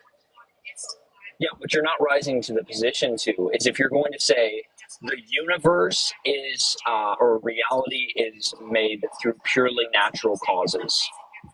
Are you okay with making that statement? No, because I don't claim the universe was made.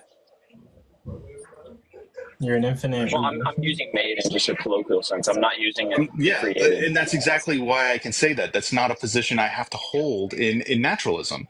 The only thing I have to hold in naturalism is that everything that arises comes from natural causes. I don't have to claim that reality itself arises, right? That's not something that's required in the naturalistic position at all. It's just Yeah, if so something whenever you say arises, the cause will be it's natural, coming, that there are no supernatural causes within naturalism. That's the only thing asserted. but you understand, like, that would be begging the question. It's Because not. if you're not going to posit like an evidentiary standard for, okay, here is naturalist view, and if I'm going to say it all arises by natural causes, and I'm just going to restate the position, well, why does it arise by natural? Why does it all arise by natural causes? And you're not going to posit some system in which the cause is going to be natural, or you're not going to apply some sort of cosmological principle or something, whether it's infinite regress or infinite universe or whatever. None of If you're that not going stuff to is posit illogical. anything, no, I'm not saying it's illogical.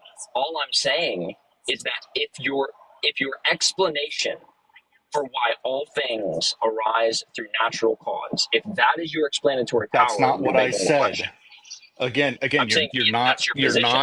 that's not. I keep telling you the position and you keep rephrasing it Okay, to so say something different. Again, if something arises, it arises by natural causes, meaning we do not see anything arise from supernatural causes. Because I don't have any evidence of anything arising from supernatural causes, I have no reason to believe in supernatural causes.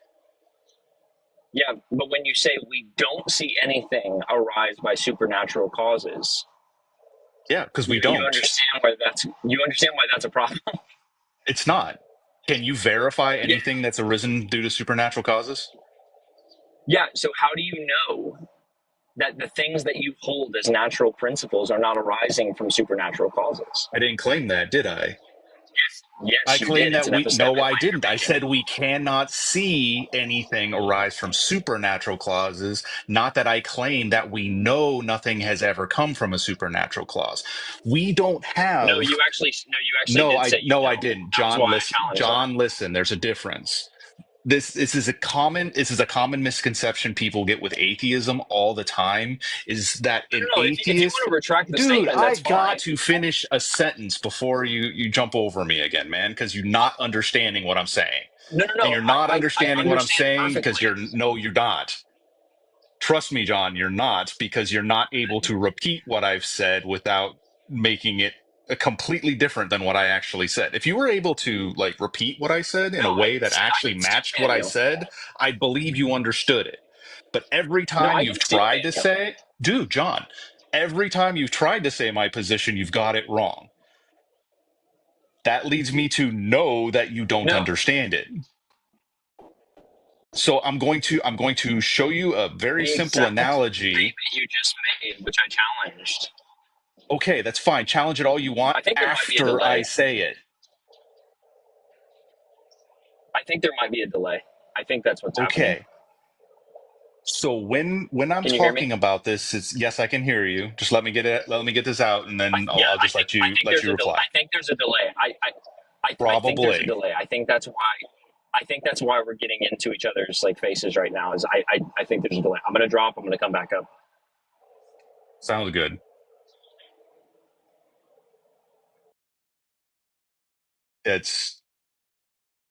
It's a little frustrating sometimes because it's the exact same thing we get from a lot of presuppositionalists when discussing like the term atheist.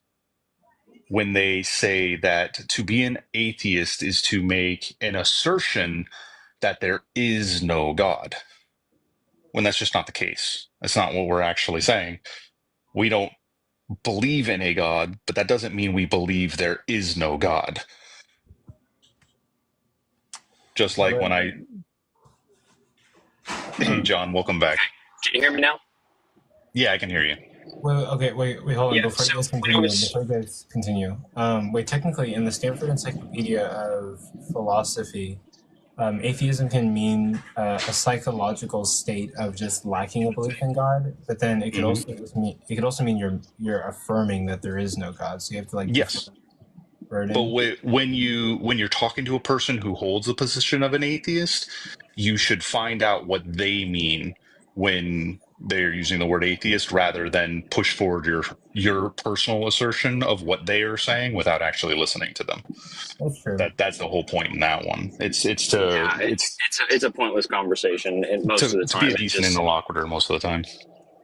yeah. So Matthew, all I was trying to ask, because if you're going to say all things arise by natural process, or all things can arise by natural process, separate from any supernatural. What I heard you say, and if I misheard you, then I misheard you. What I heard you say is we know things don't arise through supernatural causes. And no, that's not what I said. I said we don't see things arising from supernatural causes, so we don't have a reason to believe supernatural causes are what's going on until we have a verifiable like evidence of supernatural occurring. We don't have any rationality to use supernatural as an explanation. Well, what we were talking about was like cosmology. We were talking about cosmology. We were talking Yeah. about like a first causal principle, and so you didn't see that from from a naturalist perspective either, right? Oh, I said a first causal principle is not a requirement in the naturalistic position. I don't have to argue for an uncaused first cause. No, I'm not saying you do. I'm saying if you're going to say, okay, there is, I hold to naturalism, but you're not going to have any justification for that, and it's just going to like you're taking that as almost as it's axiomatic. No, it's just what's observed from those first three axioms. The reality exists, I exist, and I take information about that reality. Well, the information I'm taking from that reality are observations made. And then I continue to make those observations to see if those observations remain consistent. I use those observations to develop predictive models. And then I see if those predictive models fall in line with observations made in the future to see if those predictive models have held accuracy. When I have like consistency with observation, consistency with predictive models, and accuracy in these like systems, then I now have justification in using them. Yeah, but I can just take all the exact same things that you're holding as axioms, the exact same things that you're holding as self-evident. I can apply to a supernaturalist view as well, to like a Yes, but theistic view. the requirement for that is an extra assumption of the supernatural.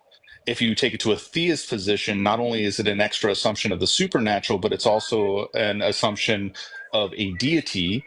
If you have a deity that has a mind or agency or intent, those are all further assumptions being made that cannot be verified through observation. That's why the naturalistic position is going to have more parsimony. I don't You see require where the any problem of is. those assumptions. But that's where the problem is, because if you're going to say theism is an extra assumption, No, the what do you mean by that? supernatural, the addition of supernatural on top of naturalism is an assumption. The addition Yeah, of a deity within that supernatural system would be a further assumption. And any So why properties is that? given to that deity would be further assumptions. Yeah. I So actually, why would I think? let's Why see, would I think that that's the case? I think I agree with Matthew. I think I've had this conversation before. I understand what's being said, but like God is just kind of like an extra intellectual burden that you have to adopt and then justify. So it would make sense that naturalism is like more parsimonious because there's less burdens that you're having to like justify and explain. No, but that's exactly contrary to the argument I'm giving. The argument I'm giving, Coco, is if you're going to say, okay, natural, like just making the claim naturalism is true, that all things arise through natural means, right? Whatever those things are, whether it's cosmology, whether it's not cosmology, whether it's teleology, if you're going to say it all arises through natural means, then what you're positing is a system. You're positing some sort of system that is creating these things through natural means. And that system is going to be far more complex than any theistic system. It's not. Oh yeah, 100%. How many properties are we talking about when we're discussing subatomic particles? Uh, What do you even mean by complex? Wait, hold on. Literally, everything we see in a naturalistic system is just going to be simple properties of subatomic particles that compound when put together, like building blocks put together. You're saying that a single Lego is nearly infinitely complex, and then when you put them all together into this big, huge structure that's the size of reality, then it gets even more complex. Well, That's not what happens. The properties are still going to be the exact same, and you're going to get to the exact same conclusion based on simple properties. When you talk about a deity, that deity is going to, by definition, be more complex than its creation. yeah, You're there's still going to have the subatomic particles, you're still going to have the properties, you're still going to have the matter and the mass, you're still going to have everything that the natural system has, but then you're also going to have the God on top of it. so what I'm not understanding is why you think it's okay to, and I'll let Kason say something in a second, but what I'm not understanding is why you think it's okay to say, okay, there's all of these properties that make up these natural systems, and these properties are just going to be lumped together into this one energy or this like one material. Because that's what we observe. I don't have to make an assumption for that. But if I don't those even have to properties- assume those things. But Those things are but known. if those properties are distinct from each other, then you can't just lump them all under one thing. I can just go down to the atomic level and show you that all I have to do is show you the distinction between a proton, a neutron, and an electron, and I have now covered the entire periodic table and every property held within. So It's that if you're just simple. gonna take, no, I don't think it's that It simple. really at all. is that simple. It's just Do you- different so you- numbers of protons, neutrons, and electrons to make them bigger. That's it. The properties Okay. maintain. So your system of naturalism and the only properties that you're going to like state are a part of your ontology is going to be protons, neutrons, and electrons. No, that's an example. But that doesn't there's gonna matter. be a That's lot more- there's gonna be a lot irrelevant more because things. in your position, you still hold the entirety of the natural system. You still hold every proton, every neutron, every electron, every gluon, every quark, everything still falls within the theistic system, within the supernatural system.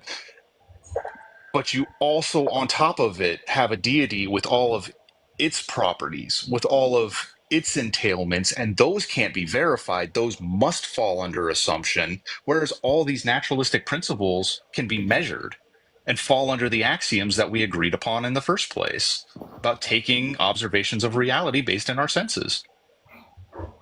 I don't require assumptions for any of them. Yeah, I'll let Kason reply really quick. Oh, I was just gonna say, I don't know if you guys have already covered it. When you're trying to like look at or hash out the parsimony of a theory, you're gonna like want to look at the fundamental posits of the actual theory, because obviously, like, if we're judging how simple God is as a hypothesis, we're going to take kind of like the bare hypothesis.